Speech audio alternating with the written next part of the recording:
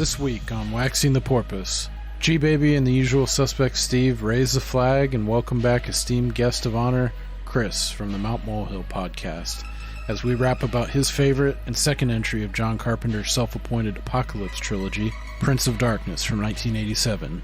Join us as we continue our second year of seasonal horror-centric cinema scrutiny to discuss another Carpenter flick which has also been rediscovered over the years and to a lesser degree praised for its contribution to cult horror. Witness both Donald Pleasence and Victor Wong absolutely defying typecast and dominating in their respective roles. And G-Baby leaves us with a trademark overshare on perfecting the art of annoying the living piss out of your significant other. The porpoises, midnight companions and keen observers, dare to stare into the void that undoubtedly stares back into us as we approach nexus between religion and science, while Steve calls horseshit on Schrödinger's cat, a claim neither of us are academically qualified to make. Have you ever had a cronut?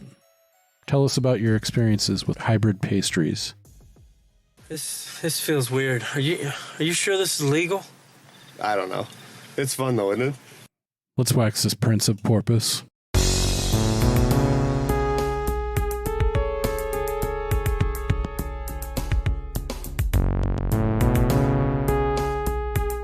Chase, don't do that.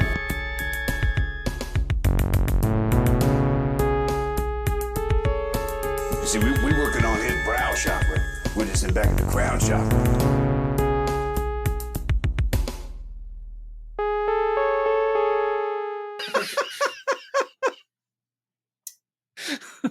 Anyway, what's up, guys? Not much. Yeah, I'm on my fucking Salvador Dali drip, son. Oh, man. I got some mustache wax. Salvador Dali's a fascist. Is he? I don't know anything about him. Yeah, he was really good friends with Francisco Franco. So, Who the like, fuck is that? the actual fascist dictator of Spain up until like 1972, I think. Oh shit! Damn, I had no idea. Known Nazi collaborator Francisco Franco. Damn. So is Dali persona non grata? No, I don't think anyone gives a shit. Yeah. Because he's such an oddball. Yeah, I think it's one of those things where it's like he's fucking rich. He probably didn't actually have any politics. He's just like, I'm going to hang out with the only other rich person in Spain. So, Jim, was it hard to join the Three Musketeers?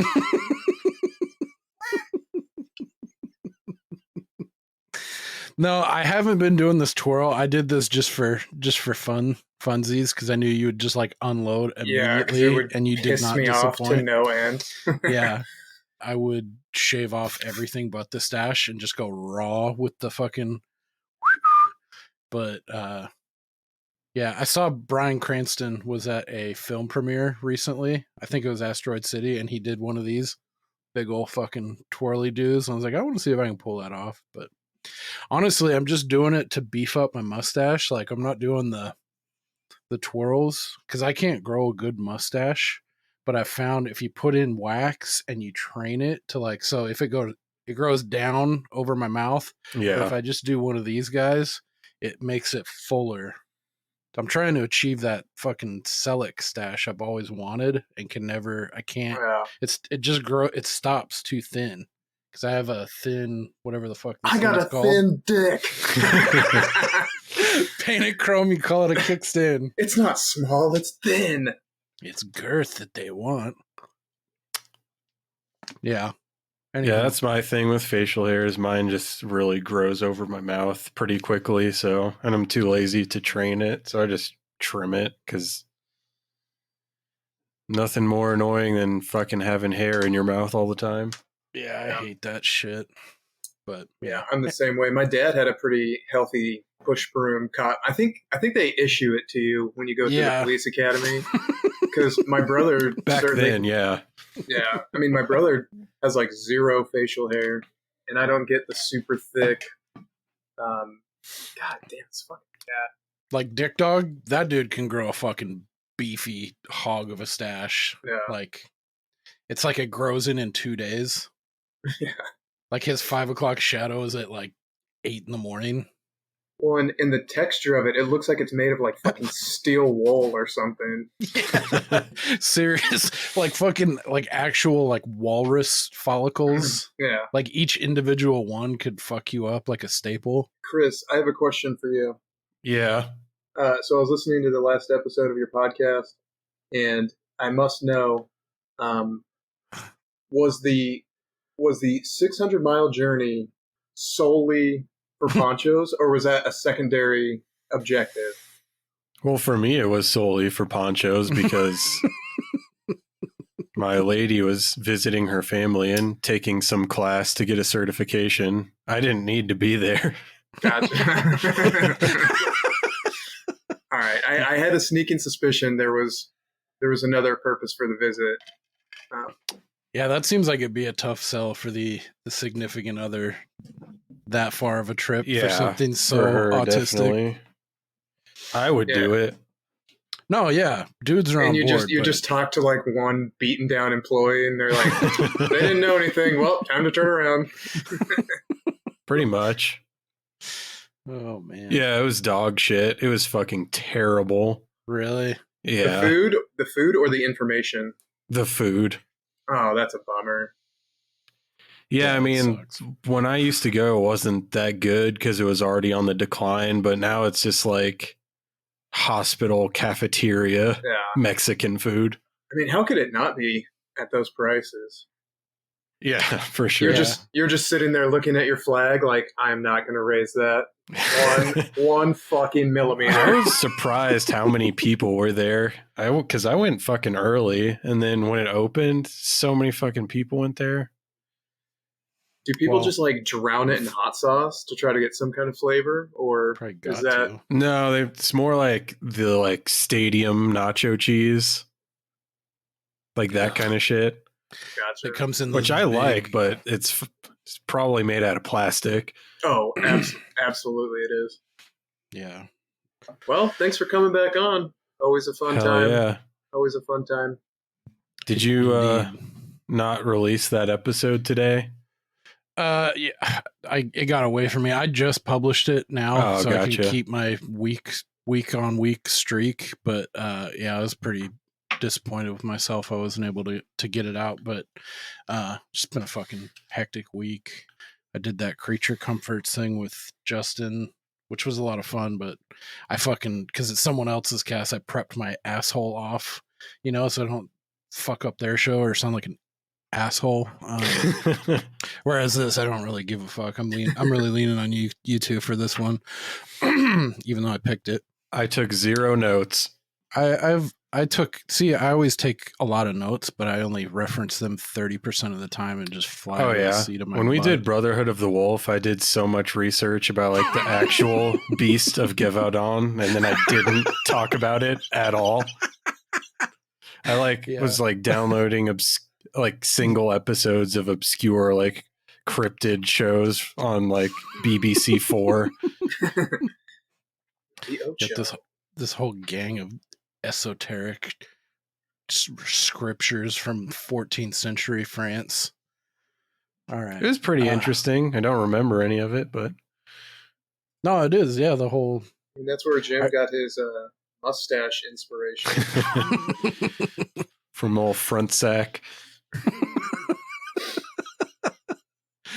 Raleigh fingers over here. Yeah, there's one. Fuck yeah.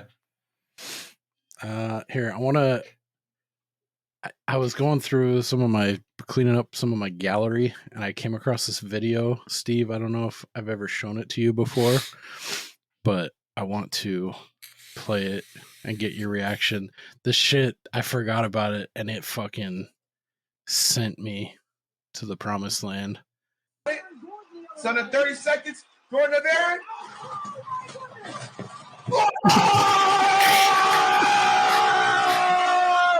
Oh, gosh!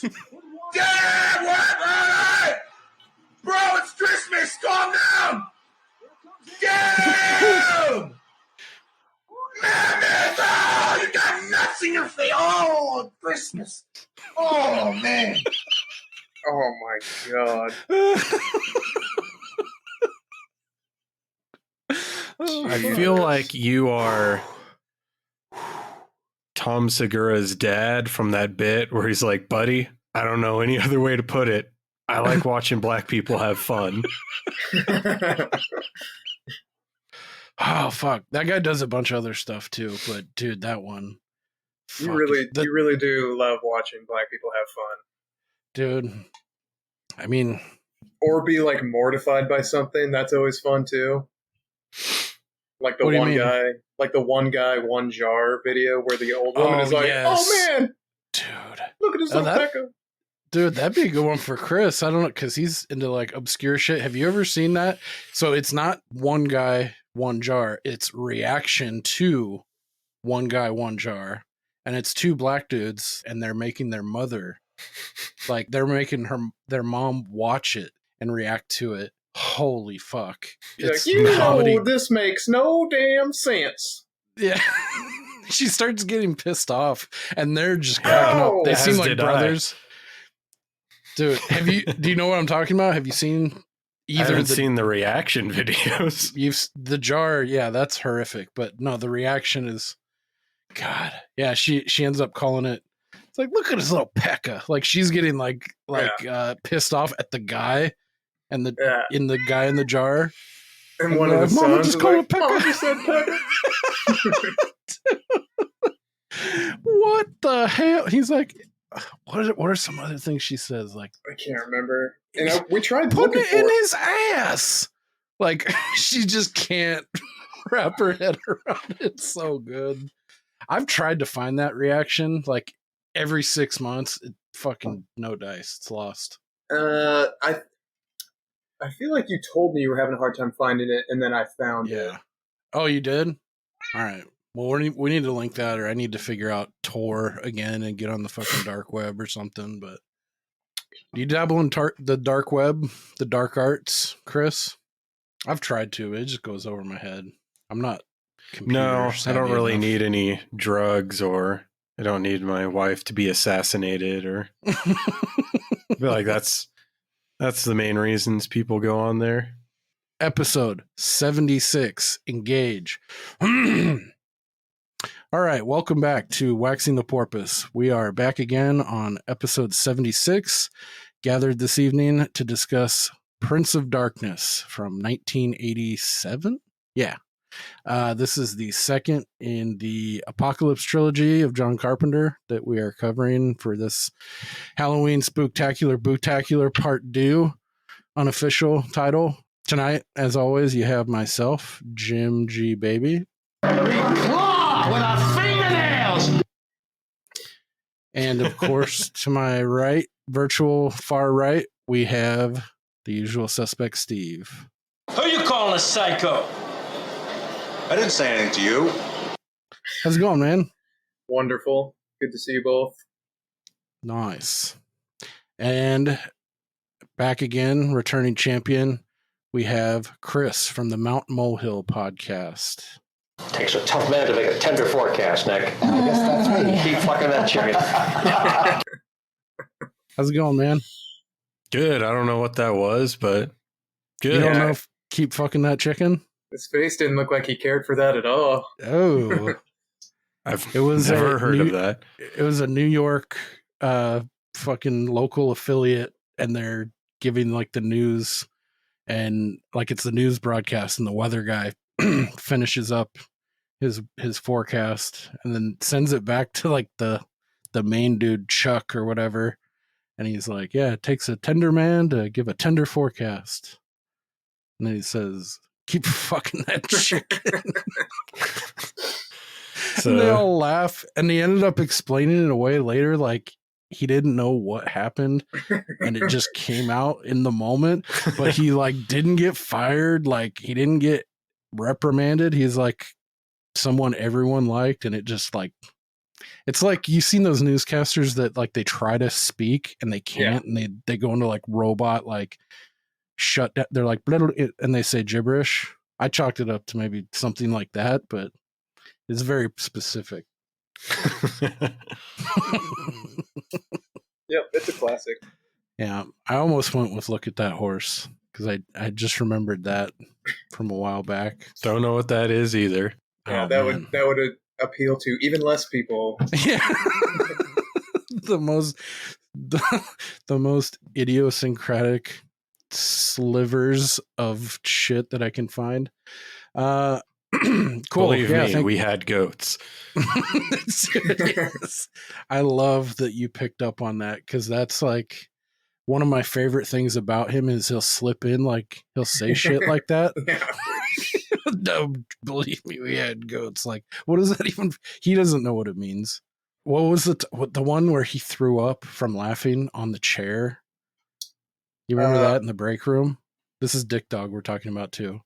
Yeah. Remember, he laughed so hard that he like threw up onto those metal chairs. Yeah, he's done that multiple times, and then and then when he was cleaning it up, yes, and he was cleaning it up, he was just using paper towels. Yeah, someone's like, "Do you sanitary think that's clean enough?" And he's like, "I'll remember that next time you're eating off the floor." Yeah.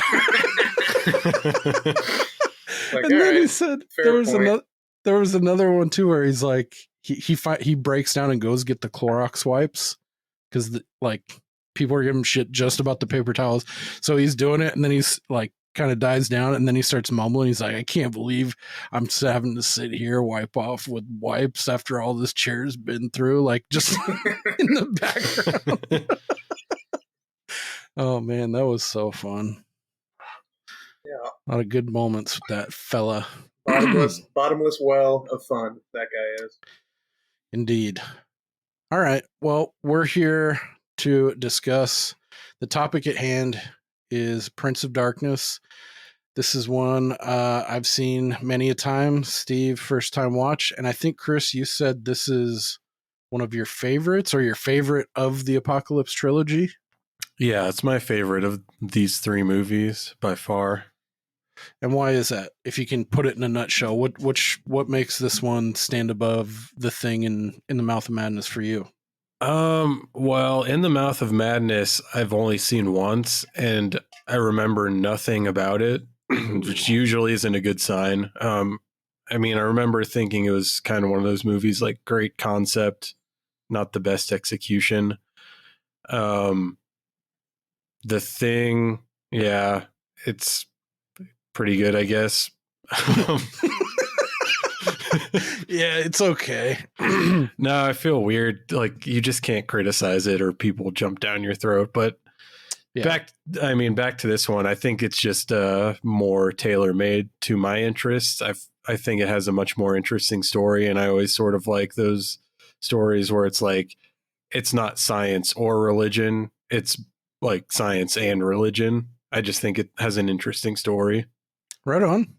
Yeah, I can jive with that. I fall into the camp too of like I didn't really let on too much when Miles was on. We were talking about The Thing, but I'm definitely one of the, I wouldn't say indifferent. I think that's too strong of a word, but I'm not right there with most horror hounds that jock the shit out of The Thing. I like it. I think it's for good, sure. But I just, yeah, of the three, I really like In the Mouth of Madness the most, but I like Prince of Darkness, and I feel like it doesn't get a fair shake amongst Carpenter's oeuvre, or whatever the fuck that word is. Steve, first time watch, what'd you think? Yes. Well, not since the famous Orca incident of 2023 have I agreed with Chris anymore. I think some of it might come back to expectations, like we've talked about before. I'd heard The Thing hyped up for so long. Mm-hmm. I was a little underwhelmed. This one I knew absolutely nothing about, and I liked it a lot more than I was expecting to. And just comparing the two in a vacuum, I think I did like this one more than The Thing. And I think the reason why I did was, I don't know, the creature monster thing, that's never been my sweet spot. I enjoy much more the like religious kind of scientific thing that you were already talking about. I don't know if it's like growing up in a religious, nice Christian home where that stuff just, I don't know. It's a little nostalgic, even though I've never had liquid Satan in my basement. But one thing So I like the plot of this movie quite a bit. It's a little slow at parts, but that's fine. I feel like it pays it off. I thought the stuff about Jesus being an extraterrestrial was like a really interesting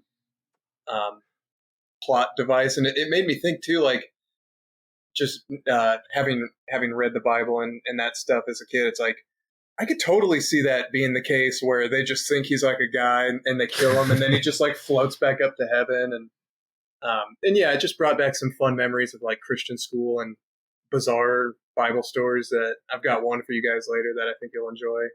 Oh yeah, Nice. But also, I think my favorite part about this movie, and I'm going to rely on your guys' movie expertise, but there was just something about that dream sequence that was a way of like communicating with the future. I just thought that was so fucking cool, and I couldn't think of another movie where they have like that interesting of a dream sequence. It could also be because I have really fucking weird dreams like all the time.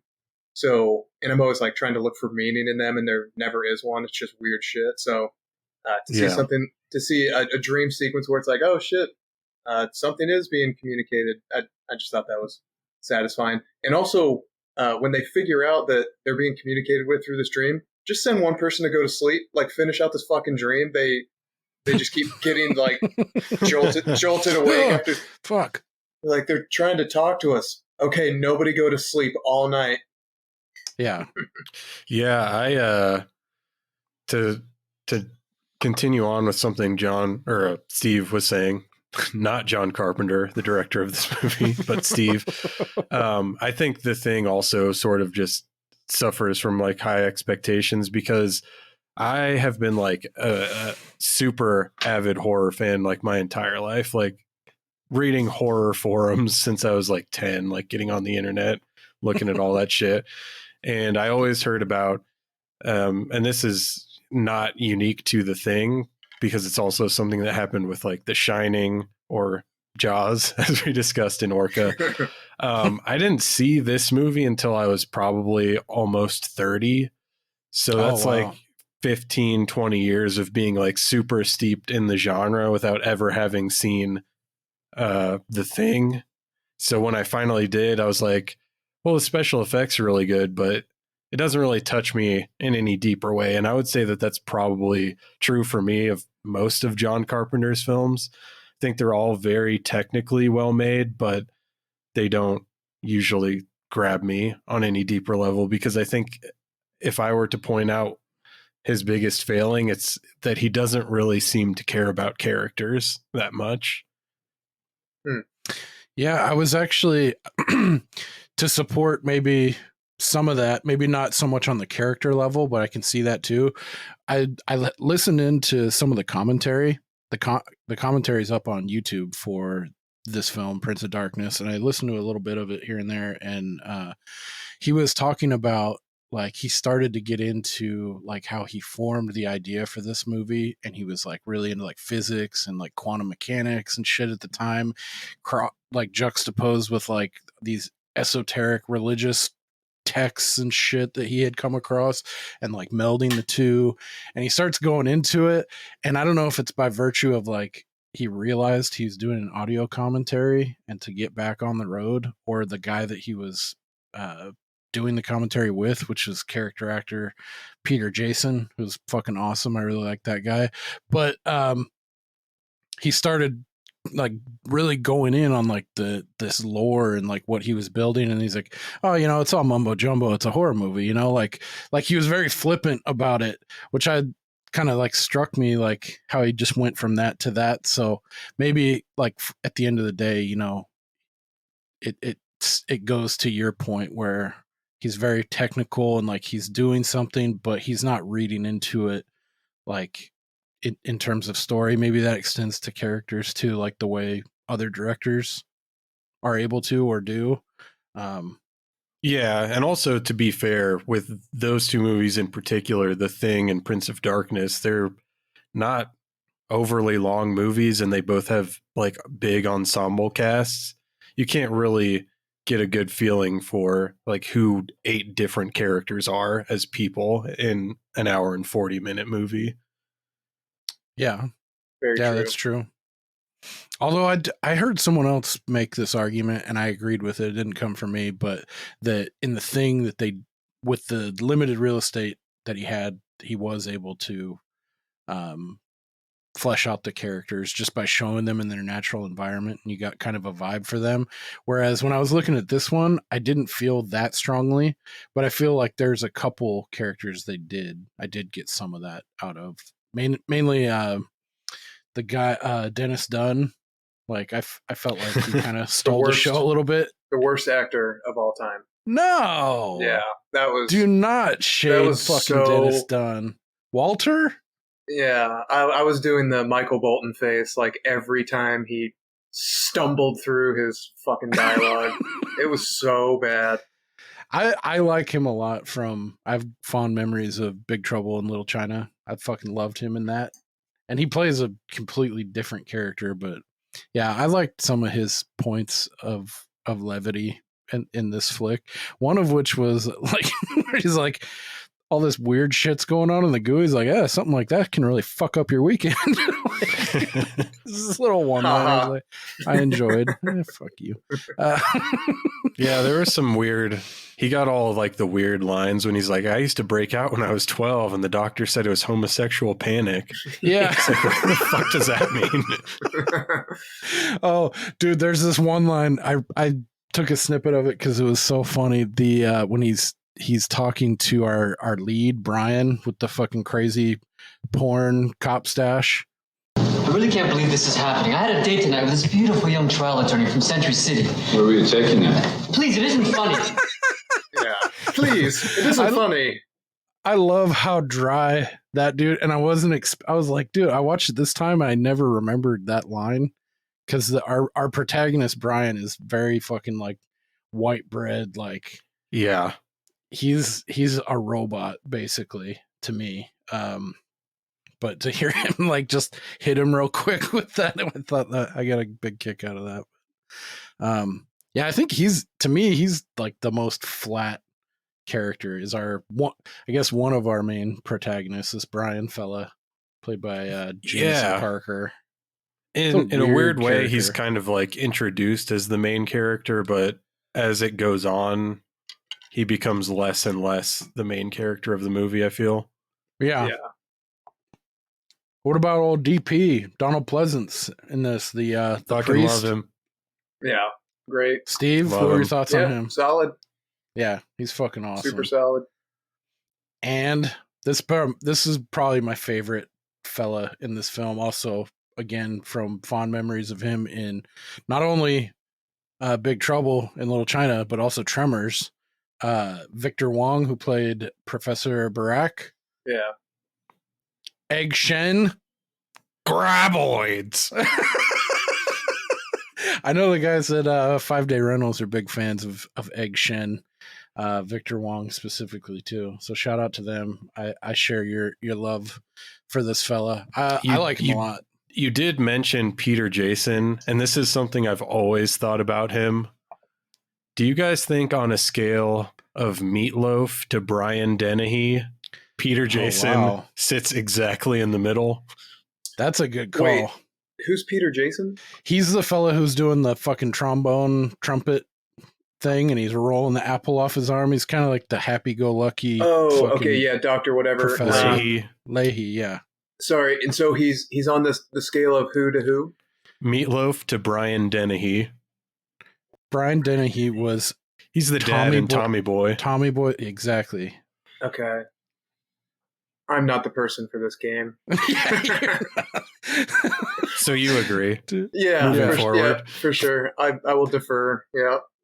Yeah, I never would have thought that, but that's pretty right on the money. He does kind of bridge those two facial features like perfectly. Now I'm looking at his face on IMDb right now, and it's like, yeah. Chris, were you also disappointed in Morricone's score in The Thing?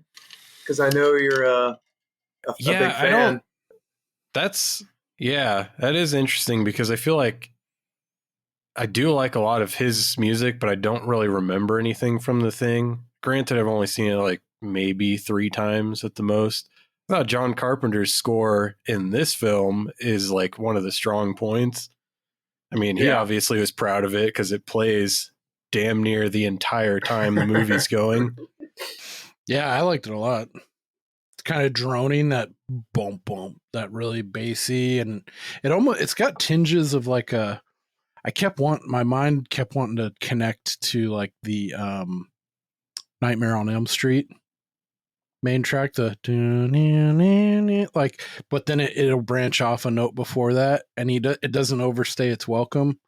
I also watched a behind the scenes of this, and he's talking about like how he went on purpose. He wanted to be a little bit more subdued with his sound or his score or soundtrack for Prince of Darkness. He likened it to like he wanted to come in and just lay the carpet, have a nice foundation for this film, and not go like in other films like it's a little bit more articulate, and this one is very in the background. Assault on Precinct 13 has a score by him that is very, you can hum it. You can't really do that with this one. Yeah, totally. Yeah, I love that whole I didn't really pick up on that I liked it until probably 5 years ago, but like synth shit is fucking awesome. Really come into my synth era, and Carpenter digs on that shit too. He's all of his stuff, especially like Christine, which I just saw in the theater for that Fathom events, put it out. That was fucking super cool. But yeah, his scores are fucking rad. I think he just actually dropped, or he's just about to release another. I think it's like Lost Themes Volume 3 is coming out here shortly. I was kind of blown away a few years ago. I went and looked at his catalog that's on Spotify. Is pretty fucking prolific. He's done a couple like, I think from the various films, like his discards and like B-sides and stuff, and then he's compiled them and put them into these, I think it's called Lost Themes. Yeah, check that shit out if you're into synth and Carpenter stuff. But what do you say we dig into this movie a little bit? Yep. We don't gotta go beat by beat, because this has got a lot of shit going on. I feel like it's intentionally a little confusing, but I think it's because maybe I just was confused personally. But I think they're trying to give you the same kind of impression all the people there is like, what the fuck is going on? Like, what? Yeah. Because there was a good portion of the movie where I was like, I don't really think I understand what's happening or what the goal is, but I feel like it wraps it up pretty well. And yeah, so I don't know if that was just me. This was probably my 15th watch. Jesus. Damn. I feel somewhere in that neighborhood. I feel the same exact every time I watch it. Lost as shit. Like, God. And it probably doesn't help because out of those 15 times, I haven't finished it, or I've watched like 58 minutes of it and taken a nap, and I'll catch the last 10 or something like that. So it's very like, it's like a patchwork quilt, this movie is to me. And it's hard to like take it all in one sitting, because it does feel very all over the place. God, do you get that kind of? I can't do that. I can't watch like in pieces. I don't know if, Chris, you have the same brand of autism that I do, but it's like if I'm starting something, I have to fucking finish it. Yeah, I could probably count the amount of times I haven't sat and watched a movie all the way through on like 5 on one hand, Yeah. Yeah, so fuck you, Jen. Well, it's just like a it's a really good like napping mechanic. I wish I could do that. I'm kind of the same way with books too, where even if I hate it, I'm like, fuck, I gotta just power through and finish this bullshit. Because what if it gets really good at the end, There's always that fear. Well, it's also for me, I've reached an age now to where like I'll just black out and fall asleep. Like I'm not even planning on like, nap sounds nice. I just fucking black out. So I don't have any control over it. Even if I was digging something, it's like, oh God, my fucking glasses are on my back now. I imagine which actually happened with this watch. I imagine having kids. would lead to like a permanently depleted energy state at all times. I can't even imagine. Your body just tells you it's like, now you need your reserves later at 6:54. Yeah, but back to your point, I feel even this time I was like, dude, yeah, there's so much going on, and it's like they keep. It's funny how they like develop this, and they're like, okay, yeah, there's this shit going on. They'll take you a couple places to like with the priest, then the shit downstairs, then you're in the classroom, and then it's like they're doing this like how they get them to the church is kind of weird. Like, yeah, we're doing this study, you know, we got to be here for a couple nights or whatever. And even each one of the characters is like they're kept in the dark about what's going on. Obviously, they're trying to compartmentalize because there's a fucking 7 million-year-old vat of green swirling goo in the basement of this church that's being kept secret by the Brotherhood of Sleep and all this wild shit. But yeah, there's a ton of characters. You don't know what they're actually doing. You get little snippets of it as it plays out, but I like that about this. There's a lot going on, you know. Yeah, and I mean, there's not really. There's kind of one, but not really. There's no like exposition dump scene. The closest you get is when the character's named Lisa, the theology major. Or is that is the she when actress's name? When she's decrypting? Yeah, she gives off a little bit, but then you're just like you said, learning this as they are. So you get it in pieces throughout the entire film, as opposed to like there's no moment where you're like, oh, okay, I know exactly what's going on now. Mm-hmm. Yeah, and why now? Like, why is this all happening right now? And yeah, I don't know. I liked it. Let's see. Fun fact about Donald Pleasence: they don't say his name at all in this film, and he's credited as priest, father or priest. They just call him priest or whatever, but his name is Father Loomis in the credits. Yeah, I do remember them saying that. Yeah, a nod to Carpenter's other seminal franchise series, Halloween, which I thought that was kind of fun. That they go out of their way not to like really address him, but yeah, I really liked him in this a lot. He's one of the kind of people I came across later in life too, like the other things that he's been in.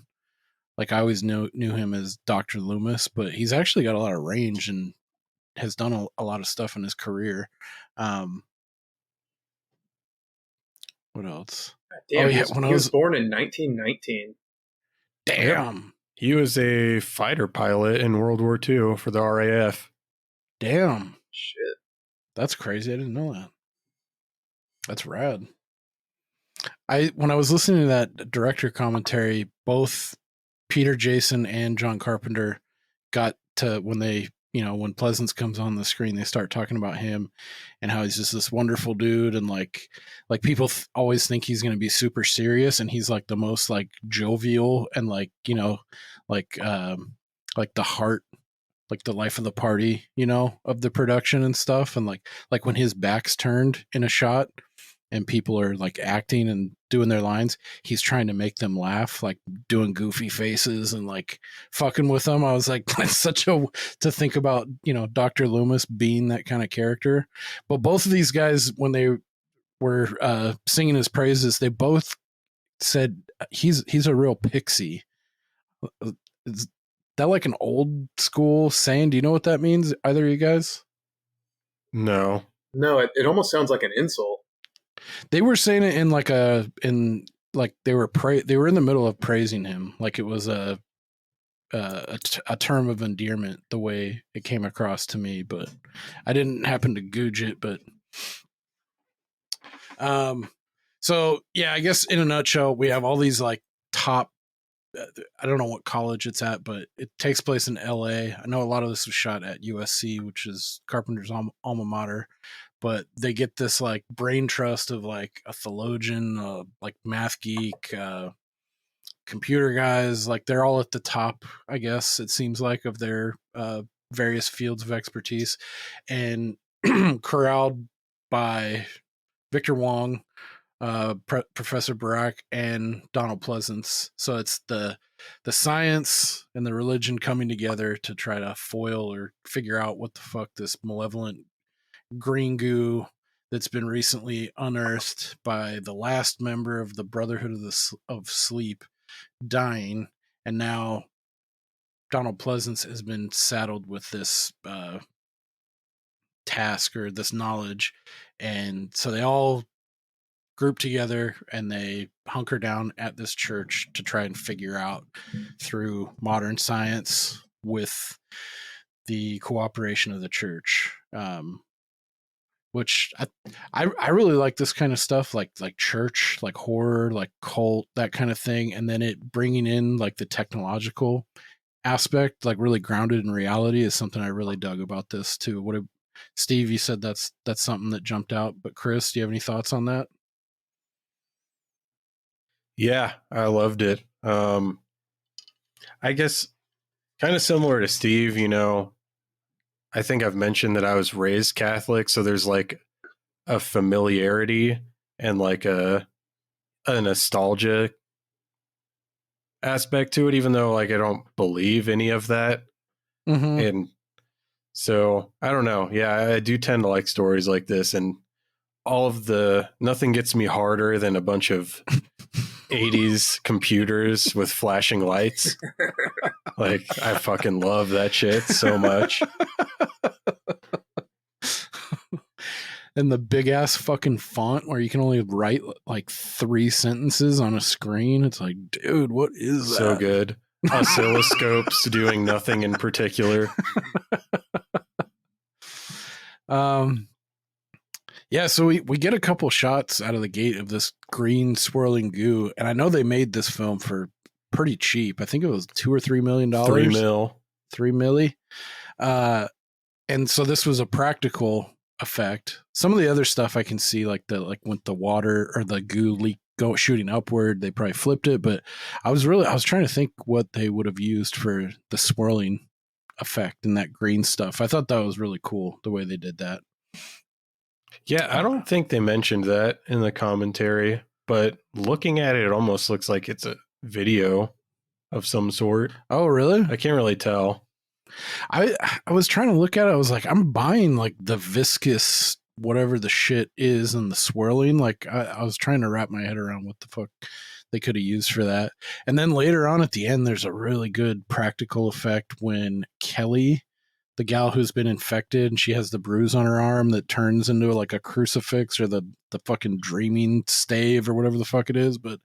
And when the goo fucking forced like fire hydrants out of her mouth and eyeballs, that shit looked fucking cool, man. I was like, dude, how did they do that?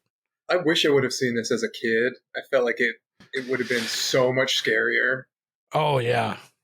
Yeah. Because totally. there's not a bunch of like jump scares, but there's a lot of like creepy, just like pan scares. And one of my favorite little running gags, I don't even know if it was meant to be a joke, but whenever they're like, where's Susan?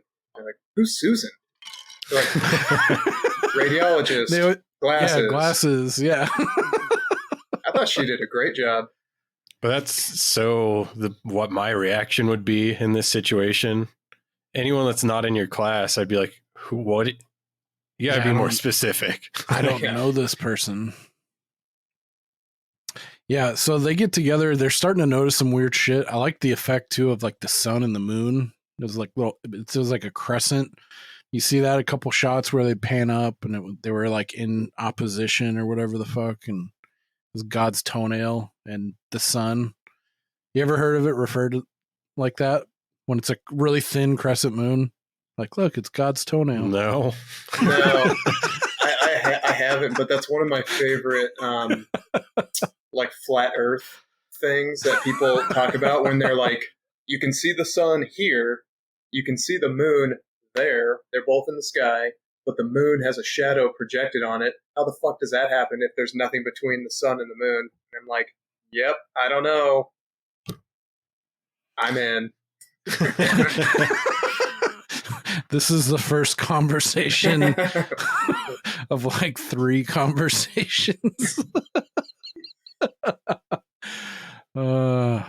Okay, so that's official. It was a phantom punch. Oh man. You can have a Diet Coke or a Coca-Cola. That's what Mahatma Gandhi said. He said you could have Diet Coke, but why? So true. Let's talk about buttered sausage. So all the while, then like bugs are reacting. They make specific point to like show ants are like fucking mobilizing. Hell yeah. Worms and shit. And then also the elephant in the room, there's like a pack of like no less than 75 hobos kind of congregating, milling around, centuries around this fucking church. Led by one Alice Cooper. Yep. As the palest white man.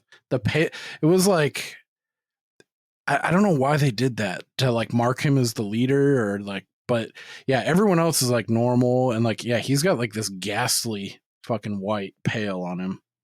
I think he just never takes his makeup off. Did you guys know that Alice Cooper's a born again Christian? Oh yeah. I learned that just recently too. Yeah. That is wild. So yeah. I wouldn't even say ironic, just unexpected. Super conservative, super Christian, and super into golf. That, yeah, I have seen him. It's so wild to see him in like fucking like $500 pair of like crazy golf pants and a polo and just that long ass crazy hair and that look. And he's just out there fucking swinging. So swinging hips and packing lips. I was at a golf course the other day and there was a guy out there in a wheelchair, but it's one of these adjustable wheelchairs that it will stand you up. So yeah, you can like angle. Yeah. Yeah, and it was really cool. And so I was talking to him about it, and we were just chit-chatting. And at one point, I asked him what his handicap was. Oh, relating to golf, obviously. But as soon as the words left my mouth, it was like, no. Because I was afraid he was going to be like, I got hit by a drunk driver, and now I can't walk, dickhead. I got hit by a drunk orca. Yeah. But no, he didn't. He didn't go the dickhead route. He was like, oh, it's like a 12 or, he answered the question. But as soon as I was like, what's your handicap? Oh, man. Yeah, that's the Regan, the Brian Regan. Yeah. When's that baby do? Excuse me, sir. Ma'am. Nice to meet you, human. Are you on the Brian Regan train? No. Chris, you don't know who I don't really is? watch that much stand-up. The reason I always am referencing Tom Segura to you guys is not because I'm like a huge fan of him, but I was getting a tattoo and the guy watched all 4 of his specials in a row. So I was just like, Jesus, sitting there watching. That's a lot. Tom Segura. Yeah. Did you see any of his Unfunny Wives specials when you were in there or no? No, not that I recall. Too bad. Christina P. Yeah, I've never seen any of her shit either. Yeah, she's a funny person, like on their podcast, but her stand-up is atrocious.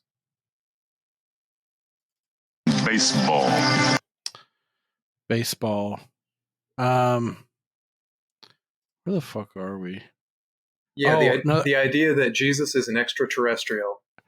Yeah, that was fun. That's interesting because when Satan later impregnates what's her name as a host for Satan baby, I mean, you could say that that's kind of the same dogma as Christianity, where the Virgin Mary was just a host for alien Jesus baby. Yeah, and that is kind of something that gets brought up way later by Victor Wong, where he's like, what if there is something controlling everything like you think, but he's actually an asshole? He's an anti-God. Right. Yeah, I thought that was interesting. The whole, they're clearly trying to insert this anti-God kind of angle in here. And this time, being older, I really picked up on that. I mean, the commentary helped as well. But yeah, before I always thought of, like Satan and like technology and it's God.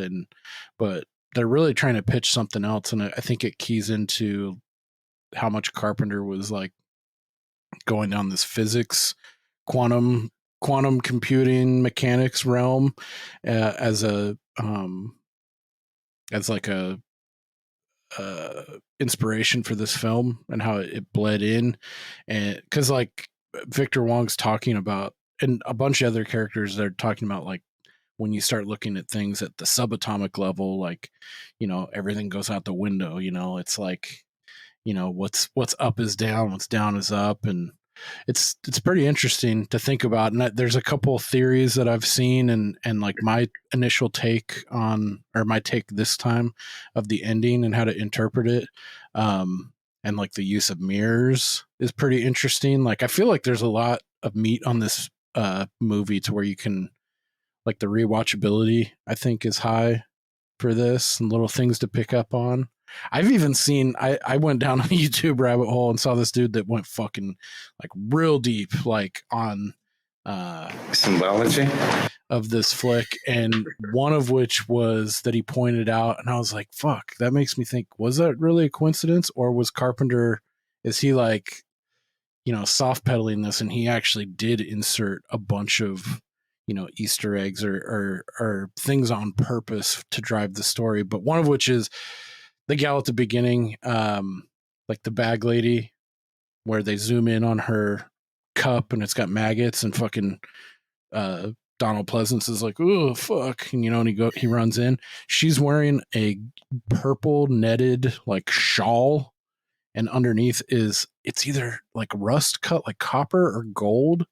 And this guy puts up a picture of like the Whore of Babylon, and it's like predominantly in this purple and gold like garb, and like that's the first person that like reaches out and makes contact to one of our people inside the church.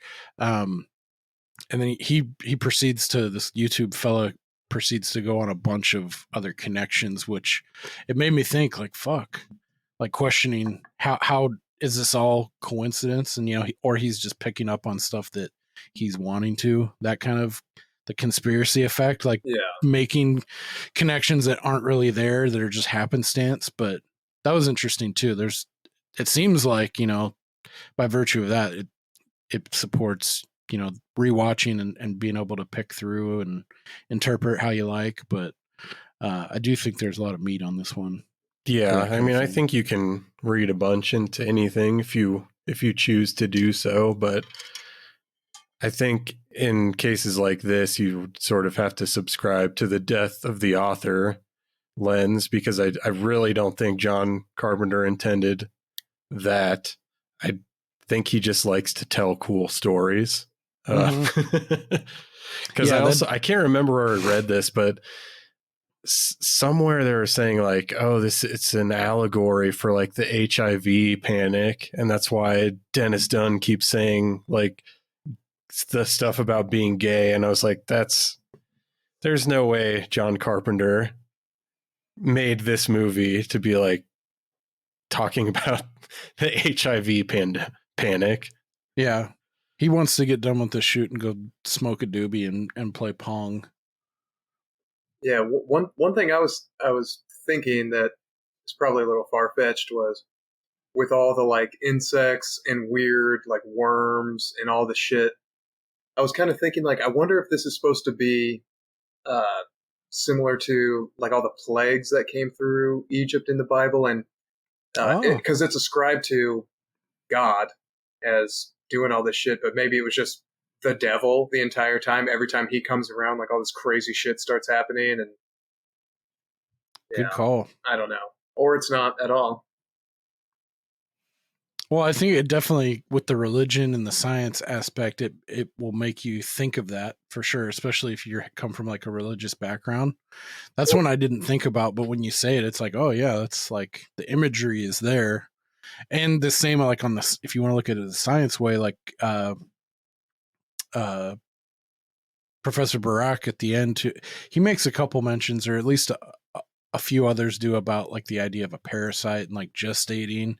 And he talks about like, you know, Kelly going through her transformation, saying like, you know, this is like a parasite growing into its host, you know, like, and the outcome is like her manifesting these sores and shit, and she's getting ready to like do whatever, this connection with the anti-god, or Yeah, because there's even like, even if you go back to the plagues, I can't remember who it was, but somebody wrote a book a while back that was trying to explain, like scientifically, what could have caused all those plagues in Egypt. And it was like, oh no, it was because this happened and the grain was spoiled, so that's why all the firstborn kids died, because they were the first ones that got to eat whatever.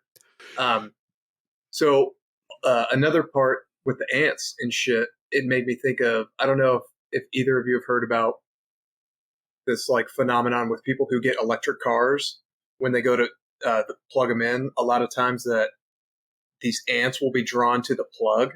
So yeah, it could just be like an electrical thing that's causing all this what looks to be supernatural shit, or some that's other. Definitely a thing. I've never looked into why it is, but I used to work maintenance at an apartment complex, and ants were always attracted to the outside AC units. So you always have to like get them off there before you can start working on it. I don't know why they're attracted to electricity, but they are. It's because God's upset with you. That's why.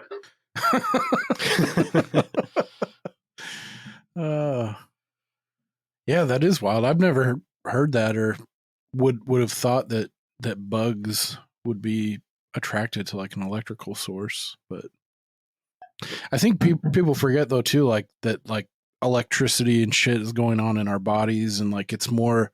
I always used to put like electricity and shit like that in like a man-made like box or category, but when you think about it more, it's like it's more of a biological thing. It's like it's not man-made, it's also like a natural phenomenon or occurring. Ben Franklin didn't invent electricity. I invented electricity. Ben Franklin is the devil. She fucking rules in that movie. Yeah.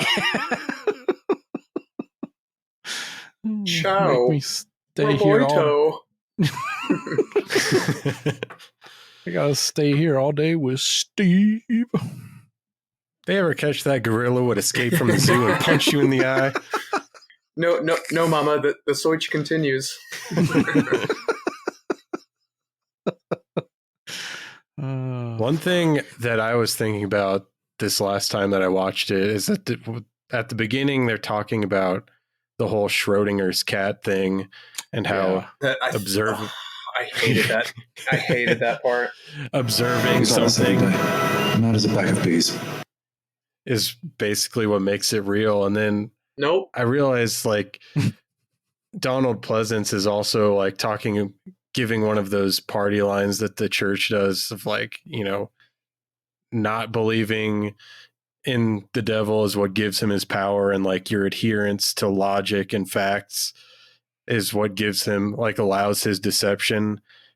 And then as they start observing the swirling goo, it starts getting more powerful because they're trying to measure it empirically. So I haven't like fully fleshed out that thought, but I feel like there's kind of something interesting there as well.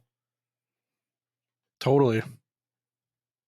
I think once we get towards the end too, there's something I saw about that calls back to Schrödinger's cat, because I mean he put it in, the filmmakers put that in on purpose.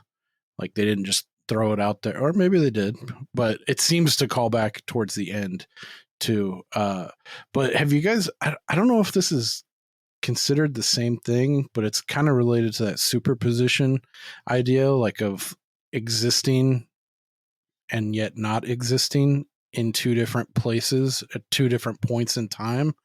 But have you heard of the I think it's been debunked recently, but the double slit experiment? Yeah, I think so. That's so that's different. If what you're gonna say is what I think you're gonna say, that's different. Where the Schrödinger's cat thing is so fucking dumb to me, because it's like if you turn your back, the thing behind you, it's not two things at the same time. You just can't see it. So the cat is either alive or dead in the box. It's not both at the same time, theoretically, if you have your head up your own ass. it just is. There's an objective reality in that box. I think what you're talking about is when they shot like photons through this like object, like a grate. Yeah, they had nothing in it, so it was like a piece of metal with a fucking square, and then they shot it through, and then they had one that was like that had a bar of metal in between it, so it cut the square into two, by which like the path of this laser or photons or whatever electrons they're shooting it through, it would have to hit. Yeah, but what you're talking about is unless it's been debunked, like you said, it was proven that the result was different when somebody was watching it. That's very different than like, it could be both at the same time. Like, no, the cat's either alive or it's dead. Yeah, I guess that is the difference. I wish I was smarter and knew more about Schrödinger's cat to have the counter to that. I wish I was. Well, I wish I was smarter in life so I could have discussed further at length. If you're buried underground, we can't see you, and therefore you're in a superposition of both dead and alive. I heard a story not too long ago of a South African preacher who died and predicted his own resurrection. So when he died, his family wouldn't authorize the funeral home to bury him because they're like, he'll be back. And so the funeral home kept calling his family like, hey, he's still very dead. He's been embalmed and he's been in our refrigerator for 2 years. So you need to either come pick him up or we're just going to fucking bury him. And they had to go through the court and everything. And they're like, yeah, just fucking bury him. Long story short, he's still dead. Yeah, that's... Sorry. You would think that the embalming would be the final nail in the coffin for that resurrection theory. Yeah, isn't that where they drain the blood and pump it back full of like formaldehyde or some shit? Yes. Yep. Yeah. Well, I mean, obviously that's why episode. That's obviously why he wasn't able to come back from the dead, because they replaced all his delicious blood with chemicals. So, well, Jesus turned water into wine, or was it the other way around? Me sobering up. Ow. So, yeah. Yeah, that shit is interesting. Isn't that also kind of like along the lines of like the if a tree falls in the forest, you don't hear it or you don't see it, did it actually fall? Yeah, it's what a stupid doesn't make a sound. It's what a stupid 16-year-old who smokes weed thinks about. That's what it is. We've all been that guy, I'm sure. Like, yes, it obviously does make a sound. If it's your dog, it's your dog. I did love that part where they're looking for Wyndham and they see him outside and he's doing that weird like demon possession talking thing like, I have a message for you. Oh yeah, you're not gonna fucking like it. Yeah. Is that the robot? I have a robot vagina. Yeah. Adios, turd nuggets. Is that the guy with the like, balding kind of mullet? There's like two skullet dudes in this movie, and one was a little bit chubbier than the other. Yeah, there's a heavy set fella, and then a sharper dressing, more svelte character. But the way he gets taken out with that fucking one-sided fucking shear was pretty rad by the bag lady. That was a pretty cool murder weapon. The one-armed scissor. It's a good at the drive-in song. I knew it. I knew you weren't going to be able to let that go. Yes. No, Grandma, I didn't get it. I'm so numb. I just hate him. I hate him. I hate him. I knew there was not a snowflake's chance in hell you would let that go. You get me. Okay. What else is fun in this? Interesting. I've got a fun Bible story if you want to hear it. Yeah. So it's an Old Testament story, and if any of you listeners are aware that there's quite a stark contrast between the theme of the Old and New Testament. The New Testament is very like, hey, love everybody, turn the other cheek, everything's cool. The Old Testament is like, I will smite you and you will like it.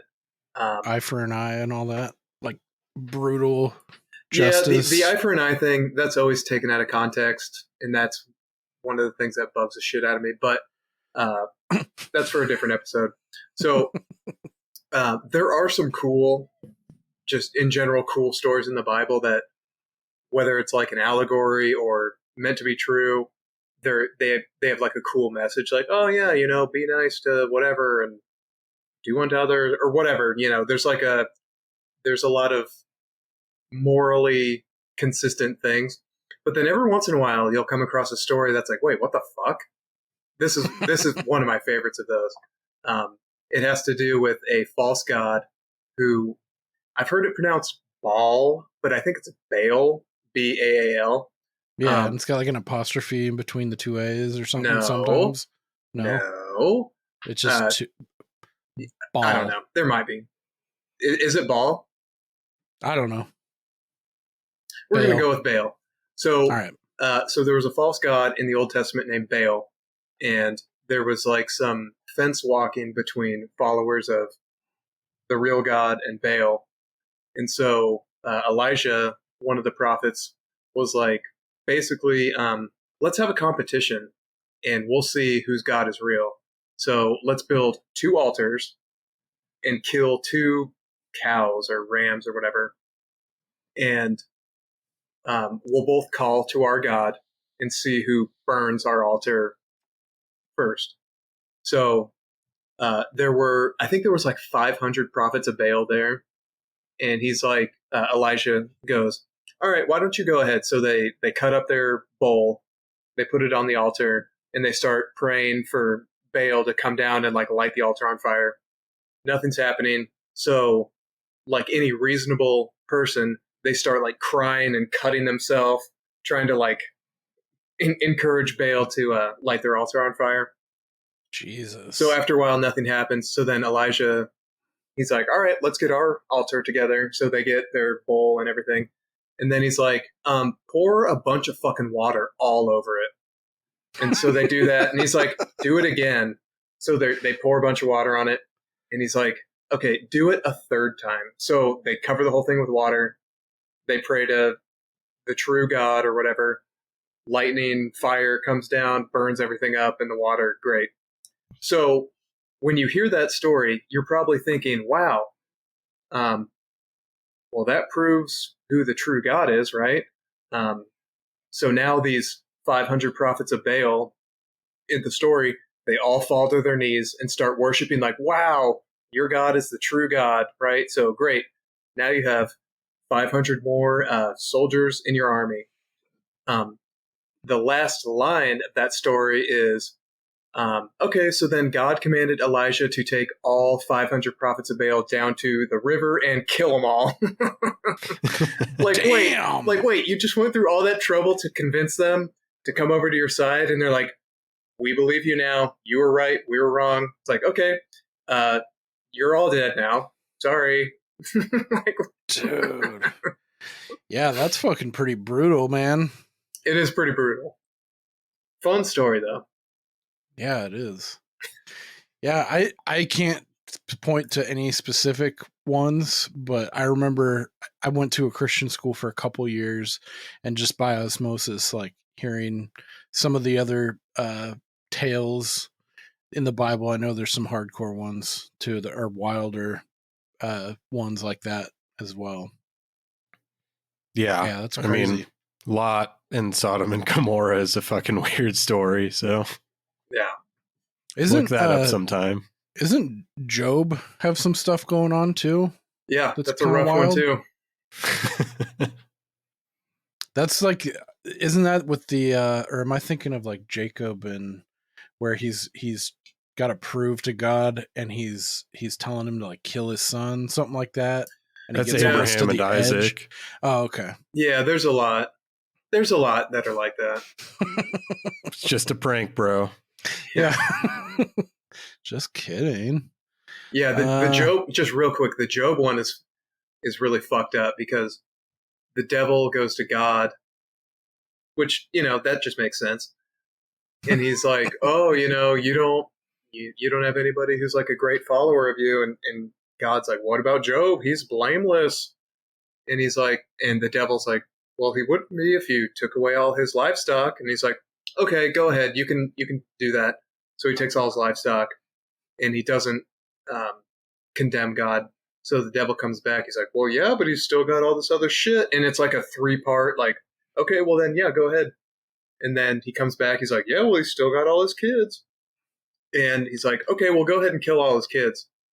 And like each time he leaves one person alive to be a messenger, like the mob, like I'm gonna destroy everything, but I'm gonna leave you alive to go back to Job to tell him what happened. Right. And then yeah, it's a long story, but after he kills all his kids, the devil's like, well, yeah, but you didn't do anything to the guy. And so God's like, all right, well, you can cover him head to toe in boils. So all he can do is sit in ash and scratch himself with broken pieces of pottery. And fuck. God damn. Yeah. It's a really, I mean, and that's God's favorite guy. And he let that happen too.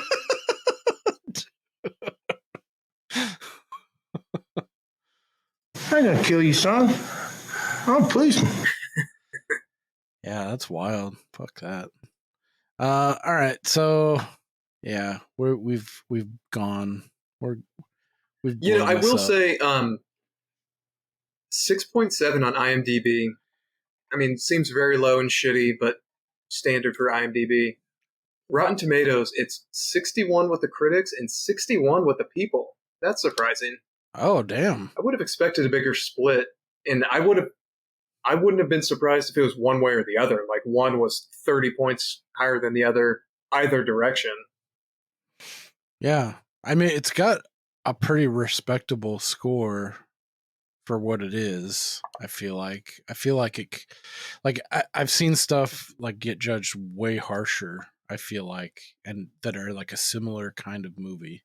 So yeah, it seems like an anomaly, but I mean, the IMDb one, I feel like that's pretty solid. 6.7, like. Yeah, I feel like everything on IMDb is like a 7.2. Yeah, that's everything's what I'm a 6.2. That's what. Yeah, everything is a 6.2. Yeah, it's a super tight pattern, and even like great shit, it's really hard to like break through that glass ceiling of 8.9 or 9, whatever it is. Like that's hardly ever over.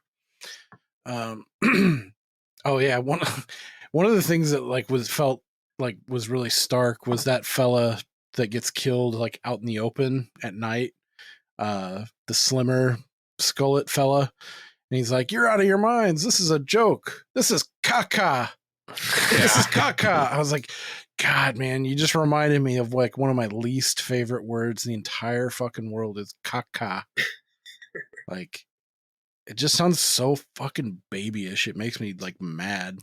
It's like seeing a grown man say, "This is caca." Like, ugh. Did not like that, but then he gets fucking turned into bugs. So yep. Who has the last laugh? That's right. I thought some of the slime effects, like getting shot into people's mouths, was pretty funny. They all have very natural reactions to it. Also, they're just like, fuck."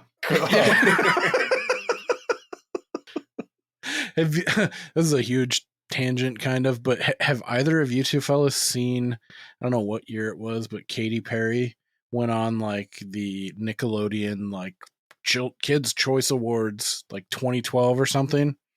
And you know how their Nickelodeon's thing is the slime, like Double Dare, you get a drop in your head, blah blah Mark blah. Summers. Like I guess in later years, you know, like the little podium thing, people go up to at an award show. Mm-hmm. They load that fucker with like rocket fueled slime, and it like this like lectern fucking pops open like that, and like 45-degree angle right into your fucking eyeballs.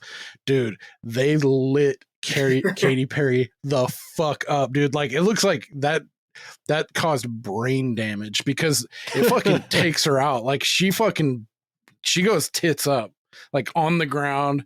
But like, I rewinded it a couple times, dude. Like, the force this fucker is hitting her face is like, I would have been mad. Like, I wouldn't be surprised, like, if she had to go to like an eye doctor or something, because it's like maybe a scotch beneath fire hydrant, like getting run over, like ejecto cuz slime in your face. Somebody got fired for that for sure. I wouldn't doubt it, man, because it was.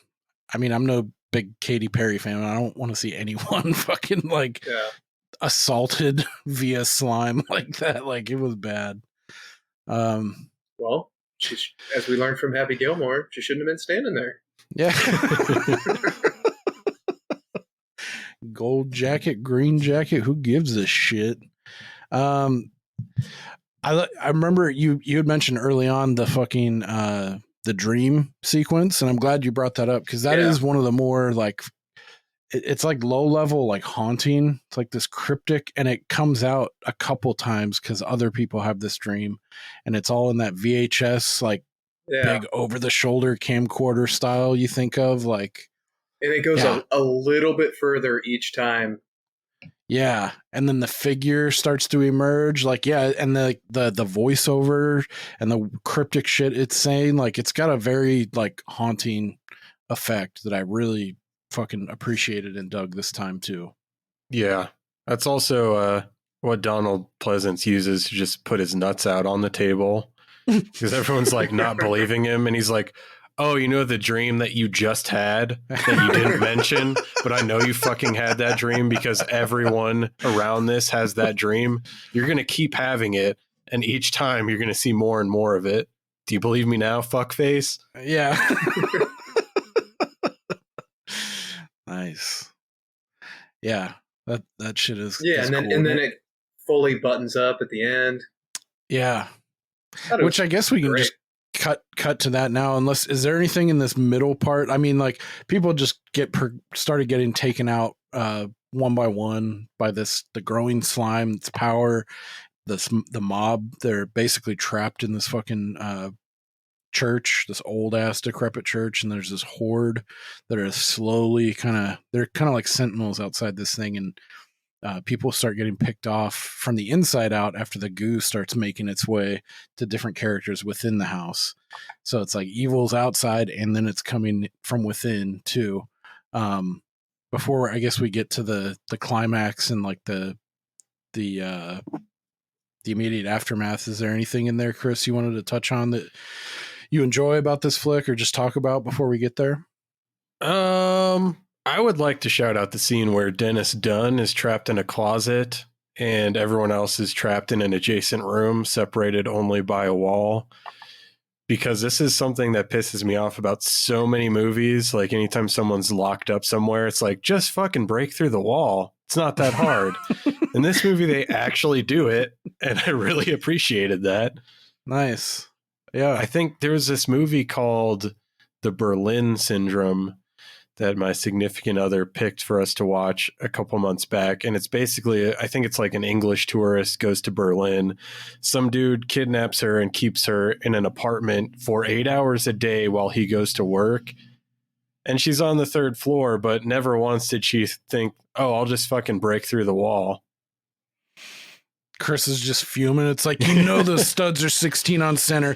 Just break through this gap. God damn it. It's a drywall. It's 1/2 inch, maybe 3/8. I don't know.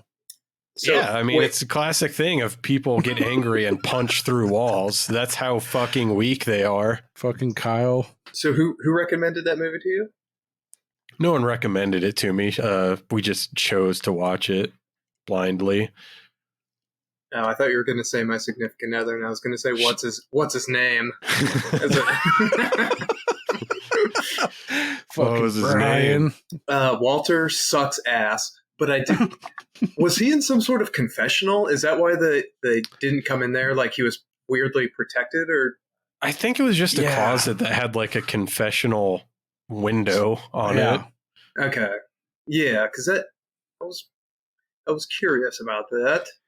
Towards the end, he does get very whiny and very like. Towards the end, kind of Wouldn't grating. you? Well, yeah, I don't know. I don't know. He's just going about it. It's like, well, and then when he right now. When he finally starts busting through the wall on his side, like, where was this effort 20 dude, minutes ago? He goes to town on a chunk of that fucking wall, dude. I noticed at this time, like when shit's like really like devil's knocking at the door, he fucking kicks it up into another gear for sure.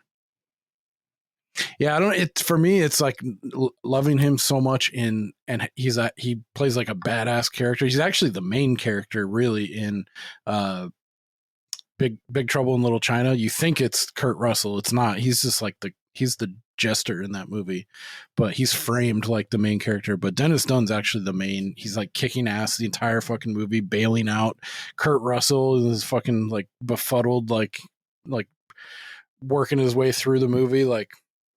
So it's weird to see him in this role. Yeah, I haven't seen that movie maybe ever all the way through, but if so, it's been like 20 years.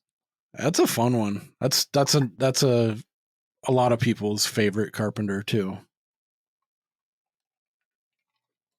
Where do you sit with Big Trouble, Chris? It's okay. I do like it, but I'm not in love with it at all.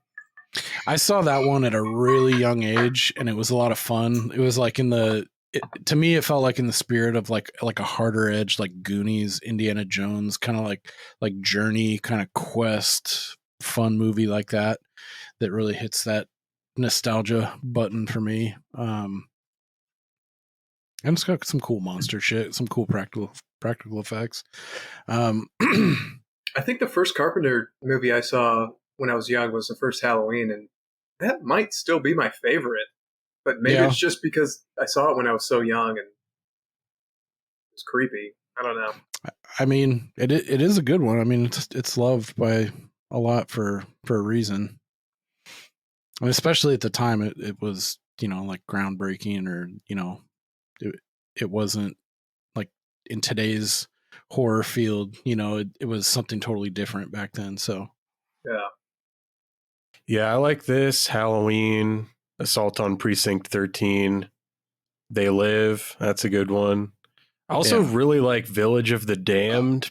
Everyone else seems to fucking hate that movie. Weird. Yeah, that's probably one of my least favorites of his. That's wild. It's a good one. It always felt like a TV movie to me. It does. I will give you that. It has that sheen. I mean, it doesn't help. Like Christopher Reeve. Yeah. Kirstie Alley. Their screen presence and like everything about that movie fucking screams fucking Mark CBS, Hamill. Like, yeah. I always get that conflated with like The Stand, and that was on TV too. Like sometimes, like when I look at them, like the quality of the film grain, something about it, but. Yeah, that's wild. I never would have picked you for being a fan of Village of the Damned. Fucking good one. The man's an enigma. It's true. Is there anything else before we get to the end scene, which is pretty rad? Are we getting to like the end scene? Yeah. Like I mean, I really like the climax with all of I really like the simple but really cool looking Mercury as a mirror, and like them going into the mirror, especially when whatever her name, Catherine, is that her name? Kelly, the one that's the vessel.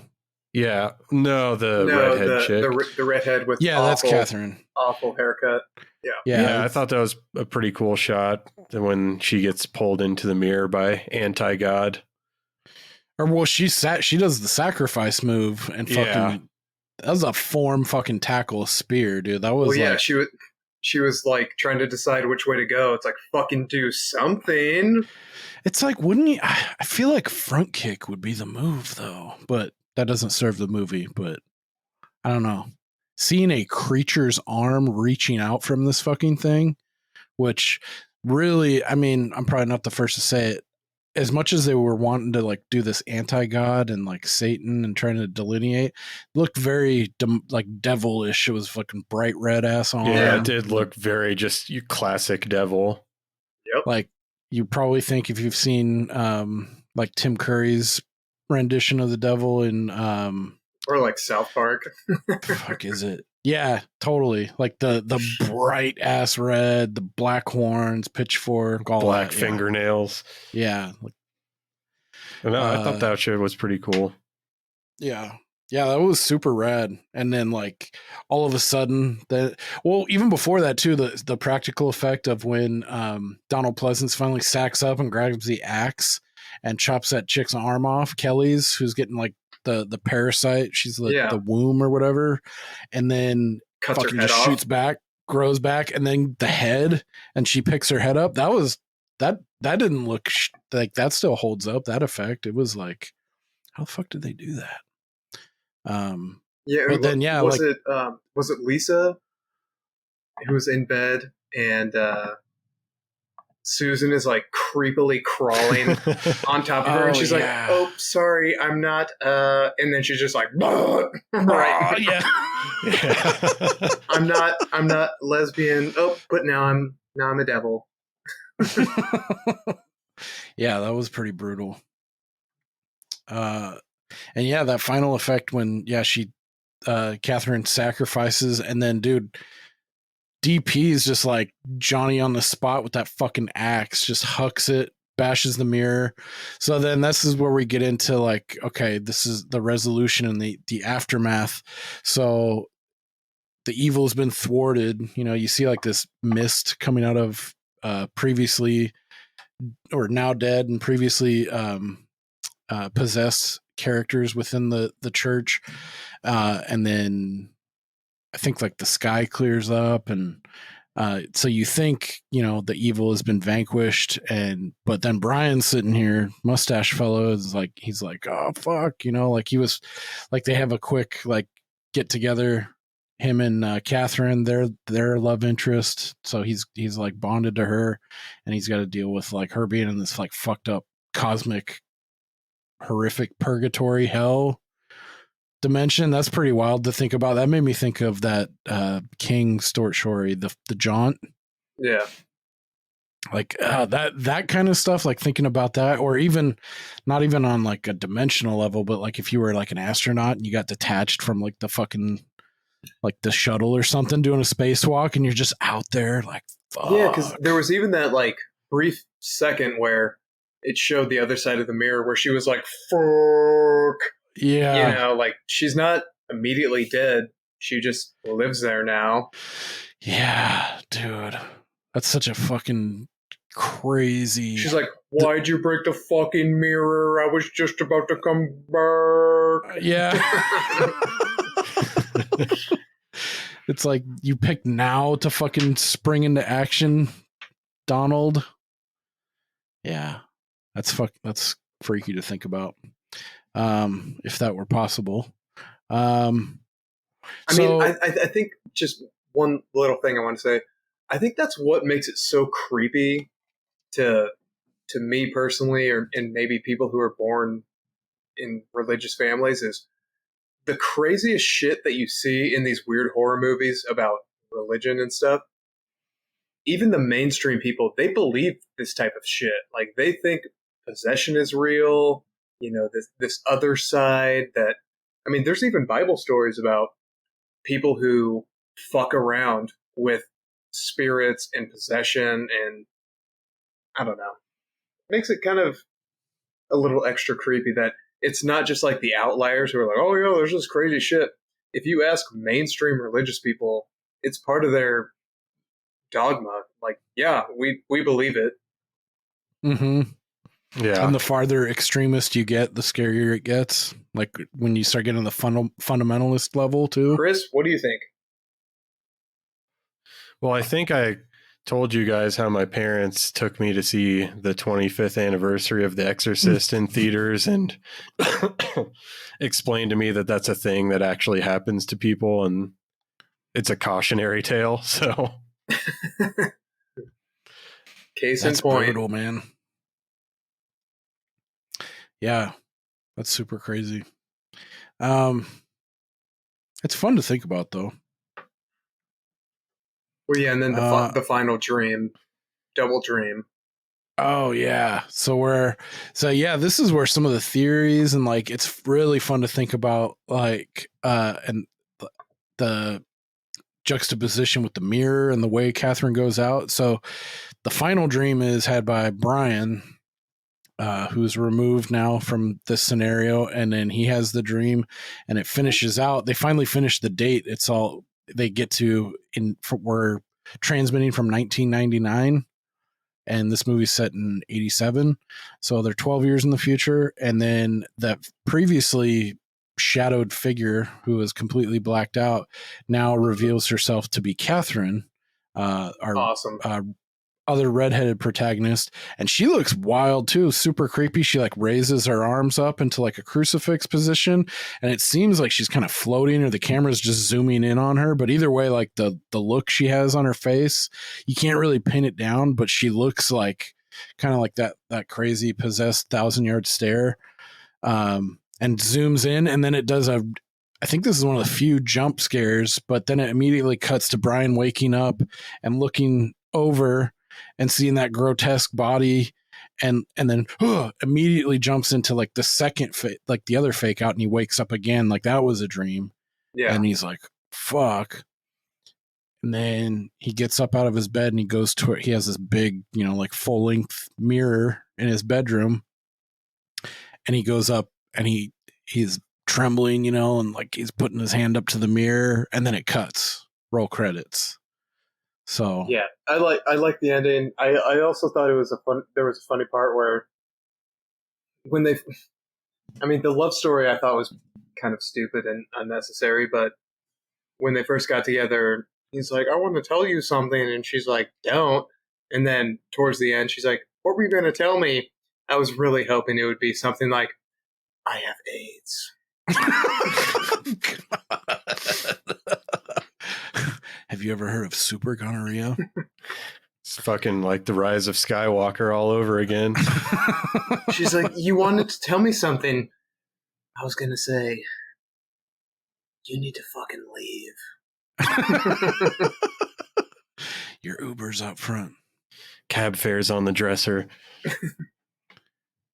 This is caca.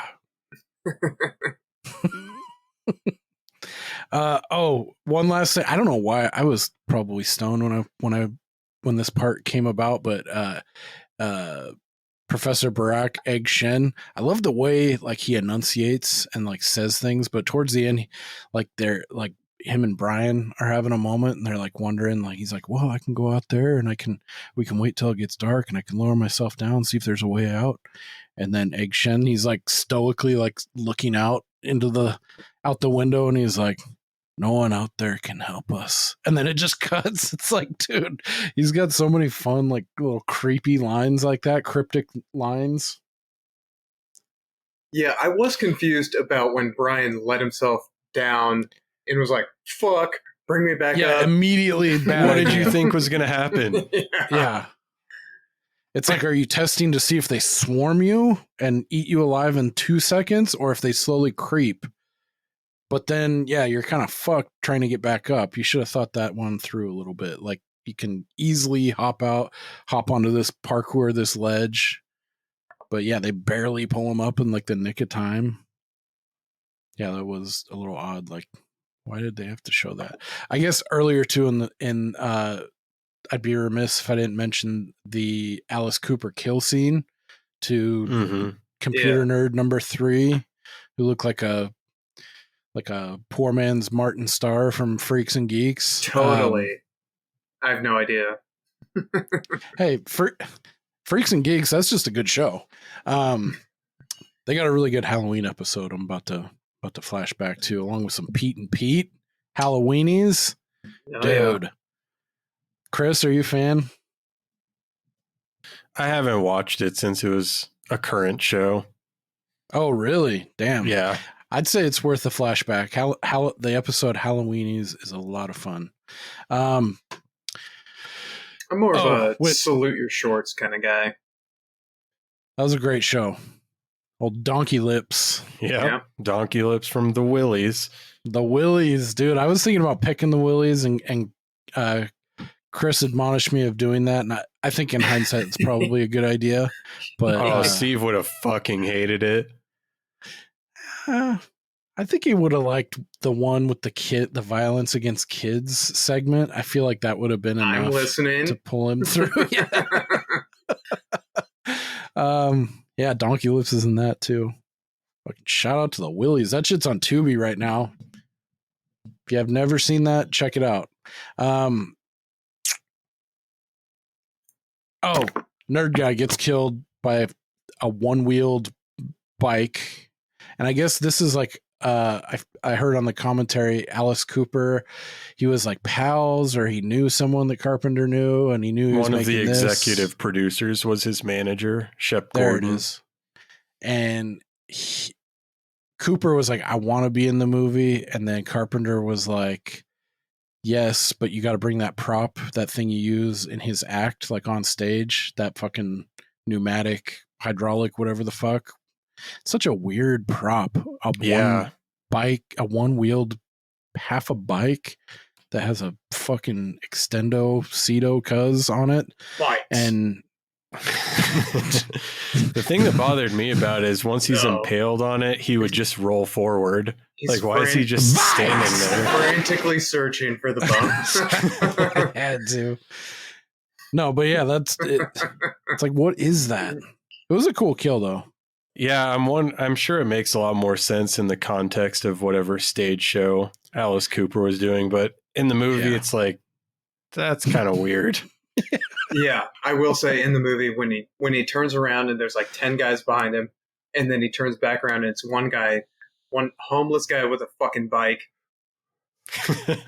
I'm With taking that guy down. So pale. For sure. The whitest, paler than a Yeti's asshole. Yeah. That was fun. Yeah, I like this one a lot. It was a good one.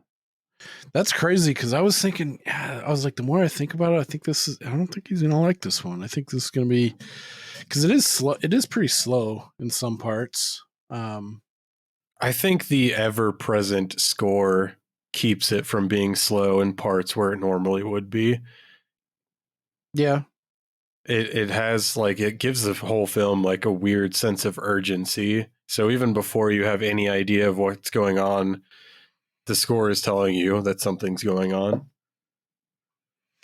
Yeah, that's a good call. It definitely helps the film that constant, like that really low, the boom, bomb, bomb, boom, bomb, boom, bomb, all that shit. I don't It's know about fucking you cool. guys, but I feel like the most underrated character is Susan the entire time. Who's Susan? Oh, exactly. Radiologist glasses. Exactly. I thought she looked a lot like Linda Blair. Yeah. I could see that. I could see that too. I was getting more the frumpy, what's her name? Like Gabrielle something from 90210. Like the 38-year-old high school senior. Jenny Garth? No. What the fuck is her name? Brunette. She looks just like her. I didn't ever watch that show. I didn't either. Well, I caught pieces of it here and there. Sure, totally. Hey, I had girl babysitters. What? I remember watching Melrose Place as a lad here and there. Oh yeah, Gabrielle Carteris. Oh yeah, totally. It's just like her. Or what is she? Is she on? Maybe she's Melrose Place. I'm getting confused. Ooh, Dina Meyer was on that show, dude. I used to have such a crush on her. Anywho, bulk of the series, dude. Bulk of the series. Allow me to break the ice. The fuck was I about to say? Oh, so I have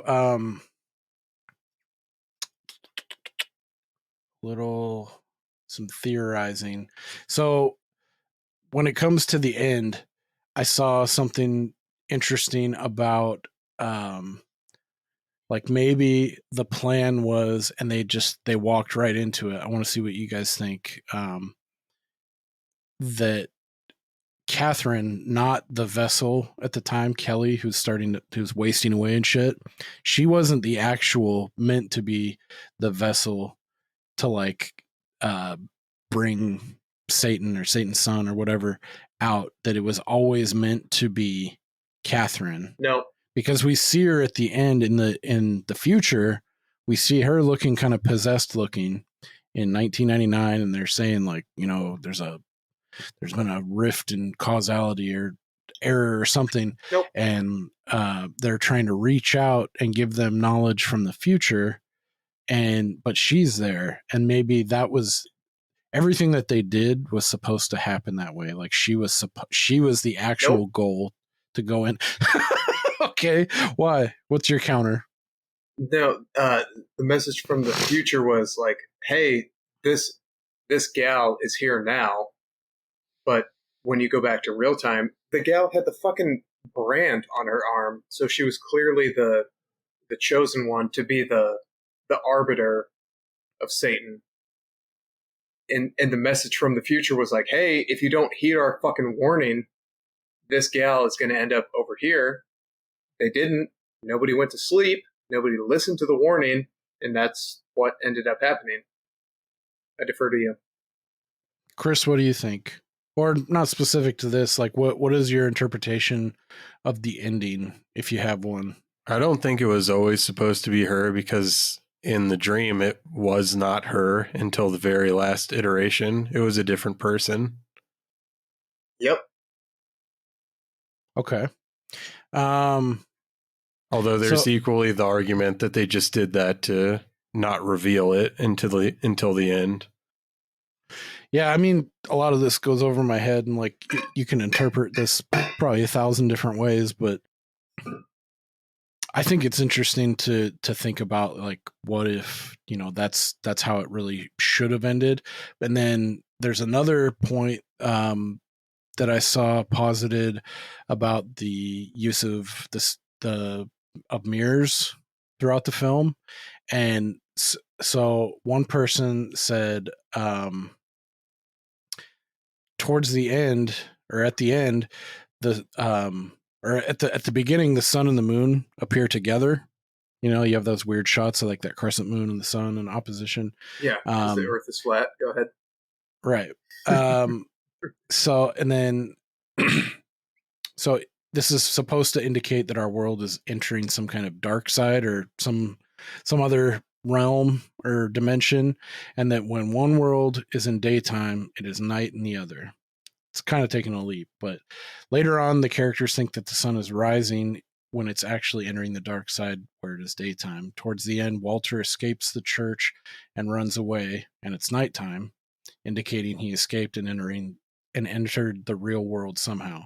But when the paramedics come to rescue them, it's daytime, and Walter is still there outside the church despite running away.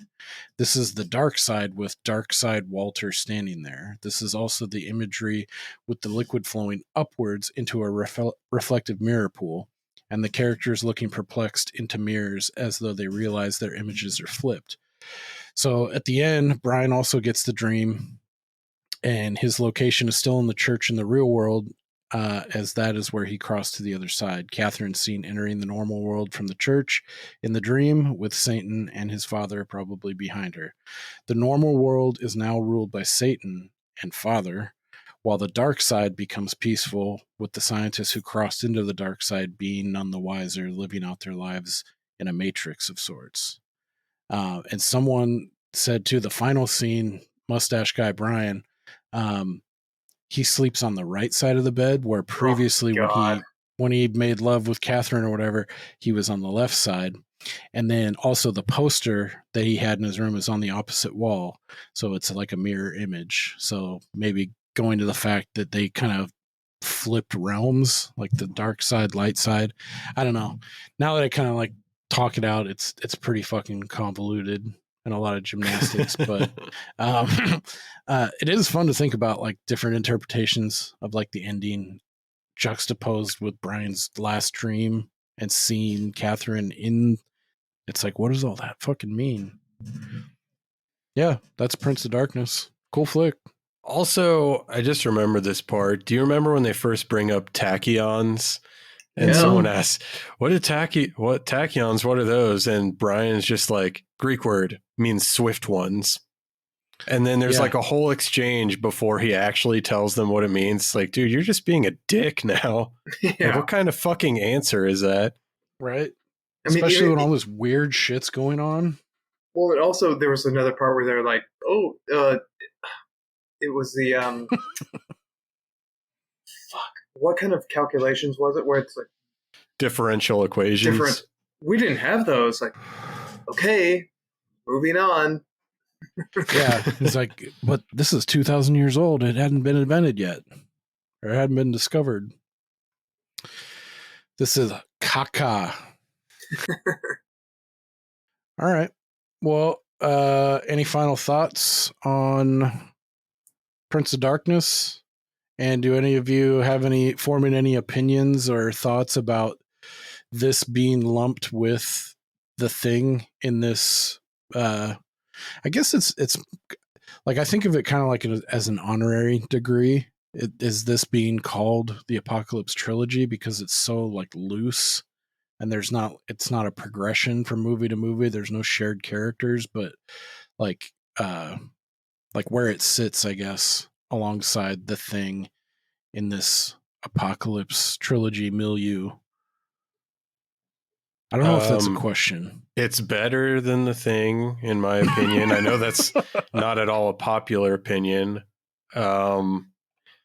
In terms of why it's a trilogy, I think it's more of a thematic thing, and that it's in the name, Apocalypse Trilogy. It's about different ways the world potentially ends. Mm-hmm. As far as which one is a scarier ending to the world of these two, I'm not really sure which are. I feel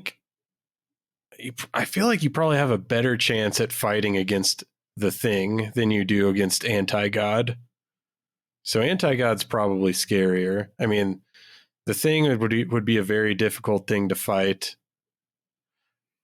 Although it seems more grounded in like reality, like it's a biological blood and guts thing. Yeah. Whereas Prince of Darkness, it's more of like a dimensional. You get that cosmic, the H.P. Lovecraft, the cosmic horror, more existential, interdimensional. Then there's like a spiritual, supernatural angle that seems tougher to contend with. Yeah. Yeah, I don't know, because it seems pretty obvious that everyone at the end of the Thing died. Whereas I don't know if everybody at the end of Prince of Darkness died. I mean, it would seem you guys just watched it, so refresh my memory on the Thing. It can't serve. It goes dormant at cold temperatures. So if it only has infected those two people, I don't know, at the end, how is it supposed to be spreading and causing an apocalypse? It was trying to get away, when it infects our boy Diabetes, Brimley. He tries to craft an alien ship out of spare helicopter parts and batteries, and I do love Wilford Brimley in that movie. He's fucking awesome. I was just talking about I want to come inside. Yeah. Yeah, but he's got the noose right there that he'd fashioned. He's like, I'm good now. But even the two guys, Keith David and Kurt Russell, I mean, they're both going to fucking die. Yeah. In the cold, which is fine. Yeah, it's a zero-sum game. And the Thing is going to survive, so it's irrelevant. I mean, potentially, he was trying to escape. It was trying to get out on the fucking ship, and then, but I feel like it has options still. It can still win because it's able to go dormant. Yeah, I don't know if it's able to encase itself in that block of ice it was found in. Yeah, so I guess it would just be a cycle repeating itself. People would come and discover their bodies. The Thing would be dormant in it, and there's no record of what happened. Yeah. Right. He's like, I'll just wait like 6 months when the snow clears up and it comes and the rescue team or whoever sees this place in shambles, and that'll be my next fucking stepping stone. And I think that takes away from the story, in my opinion. It's like, oh, okay, well, no matter what the fuck happens, you can't defeat it. It's just going to continue to live on. I do feel like that nerd science, that one of the other science guys, Fuchs. Yeah. I feel like he says something about like its survivability. So maybe it is that way. Maybe it can't encase itself in ice. Like how, I don't know how it would do that. Would it just fucking burrow to like the permafrost or some shit? So that's not really spelled out that it can do that. But I mean, it could be just like, yeah, like that's why and that's why it doesn't just swallow up and infect Kurt Russell right at the end. If it is in Keith David, it's like they're recognizing, like, you know. I mean, this goes to.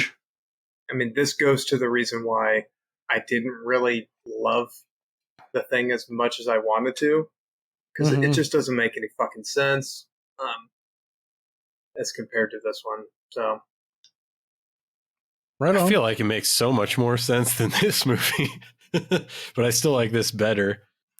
Yeah, I was glad to flash back to this one. Let's see what that. We haven't reported on our scores lately here, but we got another vote of confidence from Steve on this one. Let's see where it puts us at. We are now at an 85.7% approval rate. We were on an uptick, hoping to get to 87, but Night of the Comet brought us back down. But Chris, have you seen that? No, I don't watch that shit. Comets, meteors, fucking. It's really good. That's what I hear.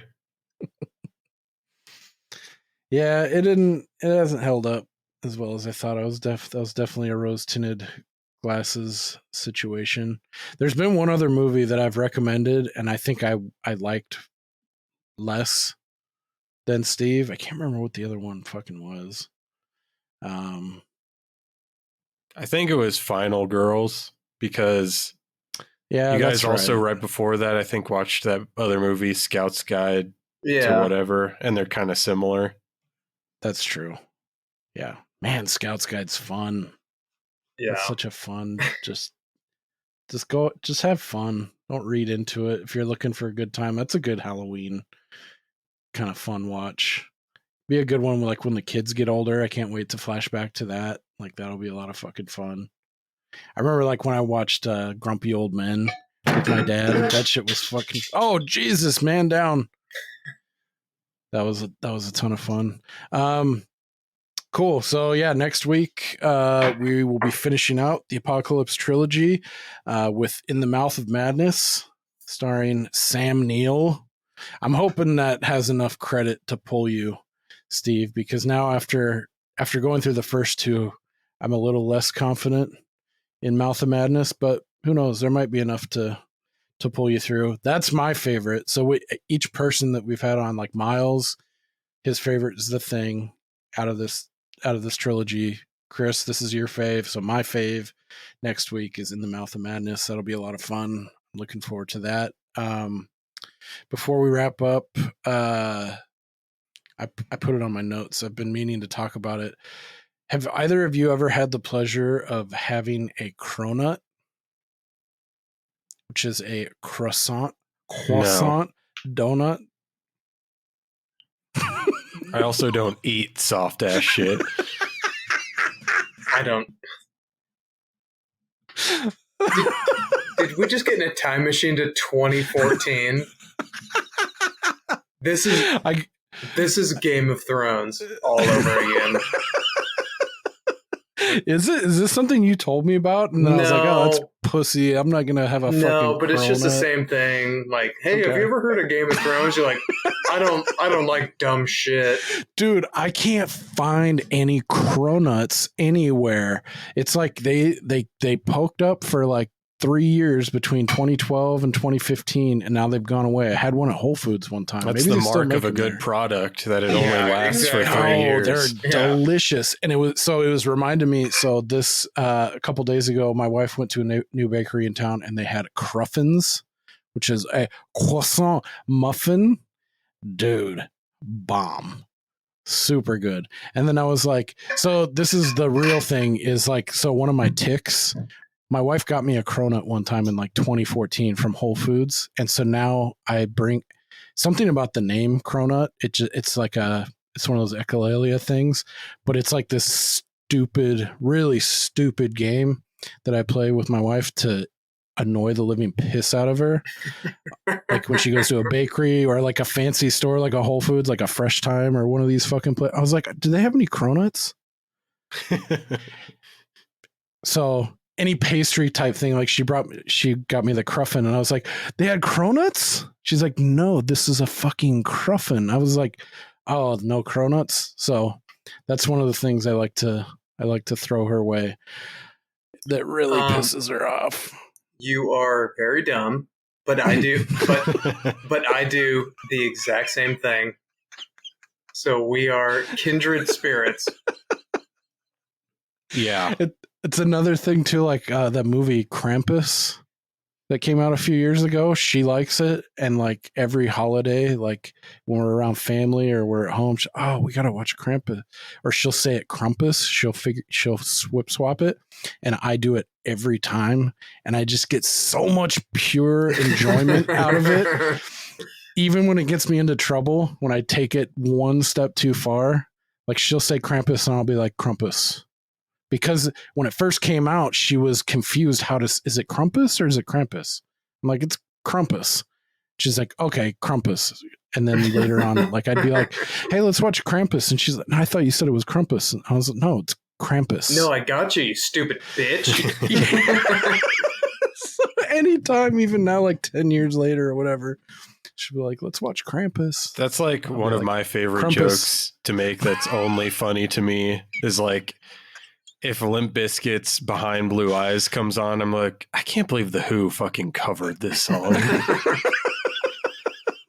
And everyone just goes full, actually. Yeah. Like, yes, obviously. This song came out 40 years after The Who did. Oh, man. More fun. This is like, I'm getting into like subgenres of echolalia. So just like repeating a word, it's like a mental trap. You got to find stuff to do when you're 10 years strong. Keep that love alive. Smile to keep from crying. Well, now that we've grounded to a halt. Yeah. So yeah, next week, prepare yourself. I don't think In the Mouth of Madness is streaming anywhere. So fortunately it'll be a rental, unless you know how to navigate the darker corners. I'll find it on the dark web. Interwebs. It's a series of tubes. Thanks, Chris, very much for having us on. Like the consummate professional, I didn't intro you properly at all. Would you like to plug your awesome show, Mount Molehill, please? Yeah, so I do a podcast that's called Mount Molehill. It's where even the smallest mysteries become mountains. Every week I kind of hyper focus on something and little low stakes mysteries and sort of take the audience through my journey towards solving it. It's a great show. I love it. Thank you. Yeah, it's super awesome. Check it out anywhere you get podcasts. You're on Instagram. Check out Mount Molehill. At Mount Molehill Podcast on Instagram. Oh yeah. Sweet. Also, recently, I believe the day before this episode comes out, I was featured on the 5-Day Rentals podcast where we talked about the Jean-Claude Van Damme classic Knockoff from 1998. Nice. That was good times. Yep. Is that? No, I'm thinking of Double Team with Rodman. Yeah, no, I'm hard now. That's Rob Schneider. Yeah. knockoff with Van Damme and Rob Schneider selling knockoff jeans in Hong Kong. Oh, Nice. Fuck That's awesome. For It's a a good second, one. though, I was hoping you were going to say Hard Target. Let me pop my pants off real quick. I was hoping that Dan was going to pick Sudden Death or Bloodsport or Street Fighter because that's my holy trinity of Van Damme movies. But Knockoff was a lot of fun, and those guys are super funny, so check them out. Yeah, I will co-sign that. 5-day rentals is awesome. Good shit. I had a gym moment at one point during the recording where I puked into my hand because I was laughing so hard. Yes! Yes! Oh, shit. Yeah! Oh, I'm not going to say what set it off. That's for you guys to find out. And I guess if someone does, hit me up on Twitter. And if you can name the point at which I lost it, maybe I'll send you guys a prize. Oh, shit. Oh, buddy, I'm going to be combing through that thing for sure. I also think I set the record for the longest episode, so I apologize to those guys for my ranting and raving and tangents. Oh, really? Because they've had some long runners. How long was the episode? It's over 3 hours. Damn! About a Hell yeah. movie about knockoff jeans from the late 90s that no one saw. It's a film that needs to be thoroughly explored. Yeah, it's cinema. Yeah. Sometimes you really got to get into it. You got to. Claw with our fingernails! Hell yeah. She had a great ass. Come in here, you ball my wife, you watch my fucking TV. That's something I annoy my lady with quite often, is saying that's the discipline. What's that from? Robert De Niro, when he's talking about, leaving everything behind in 30 seconds flat when you feel the heat coming around the corner. Oh. He's like, that's the discipline.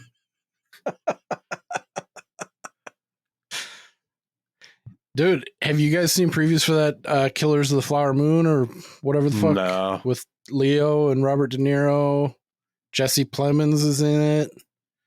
This is the new Scorsese flick. Dude, that shit looks good. I think we've talked about it before. It's a great book. Yeah, you said the book's awesome. It's really good.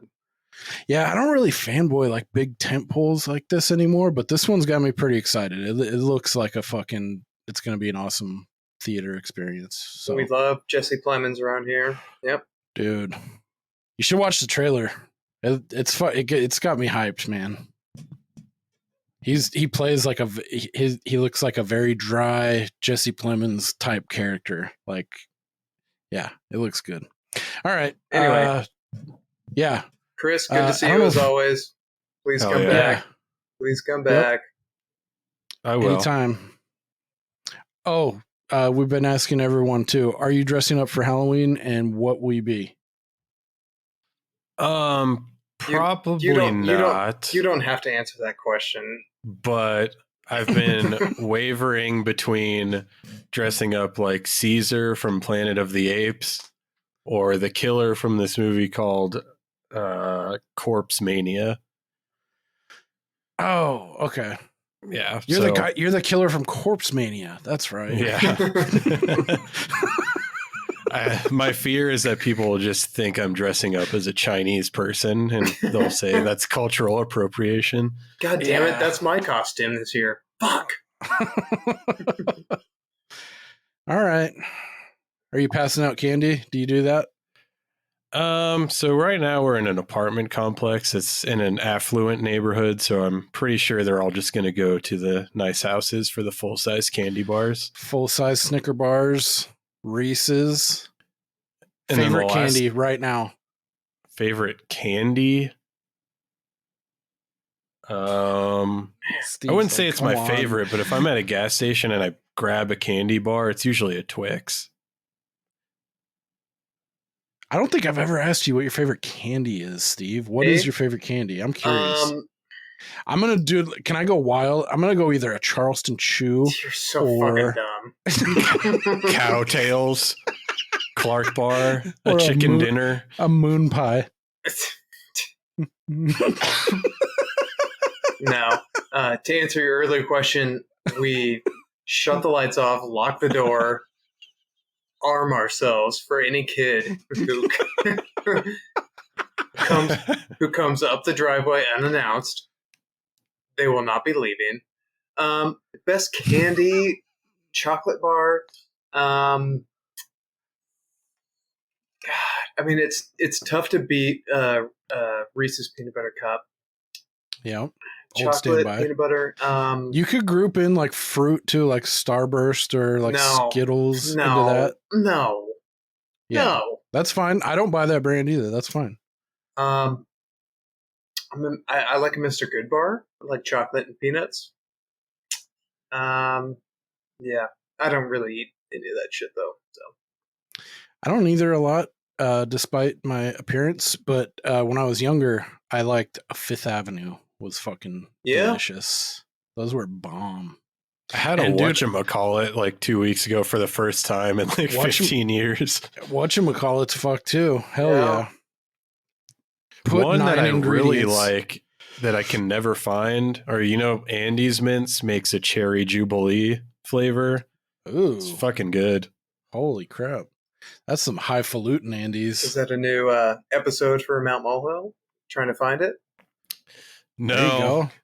I feel like, it's on Amazon for $15, but I thought about doing one about taco flavored Doritos because I can't fucking find them. They did get discontinued during the pandemic, but I think they're back now. Huh. I never even heard of that flavor. That's like the classic flavor.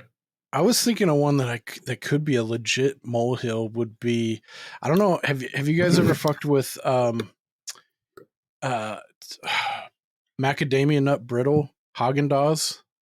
Used to come in a pint. Now I think you can only get it in like the EU in some countries like Germany and like Switzerland. Bulgaria. Dude, I've really researched this fucking thing. But yeah, something about, I don't know if it's nothing definitive. It's like they just got rid of it, but it was the fucking most delicious ice cream you could ever put in your mouth.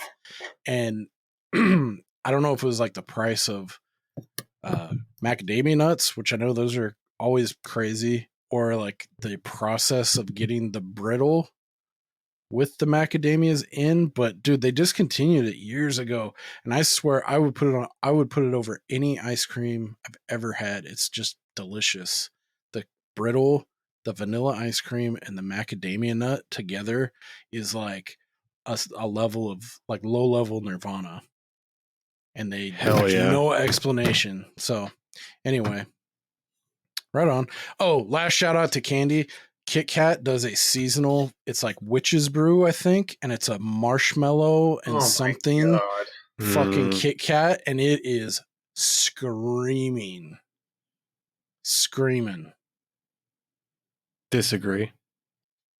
Have you had that particular seasonal entry? I don't like marshmallow flavored shit. I don't either. I hate marshmallows. I don't like soft ass shit. Exactly. It doesn't get any softer than fucking mallow or like the fluffernutter shit. The fluff. That's very big out here in the Midwest, is fucking fluff. The marshmallow cream, that fluffy ass. I don't like that. Yeah, we all know what it is. They make butter out of peanuts now. All right. Wait, let me write this down. Peanuts. If you got any, I don't know if I already said this part, but if you want to reach out to us, you can do so. Wax at waxingtheporpoise.com. Hate mail. Socials, just type in our name. Please hate mail. Us. Yeah. I'm sure there's some hate worthy material here, so let us know. Check us out next week. Thanks for joining us again, Chris. Always a great time. We'll see you when we see you, and we will see you later. Tough noogies for watching Predators of the Serengeti.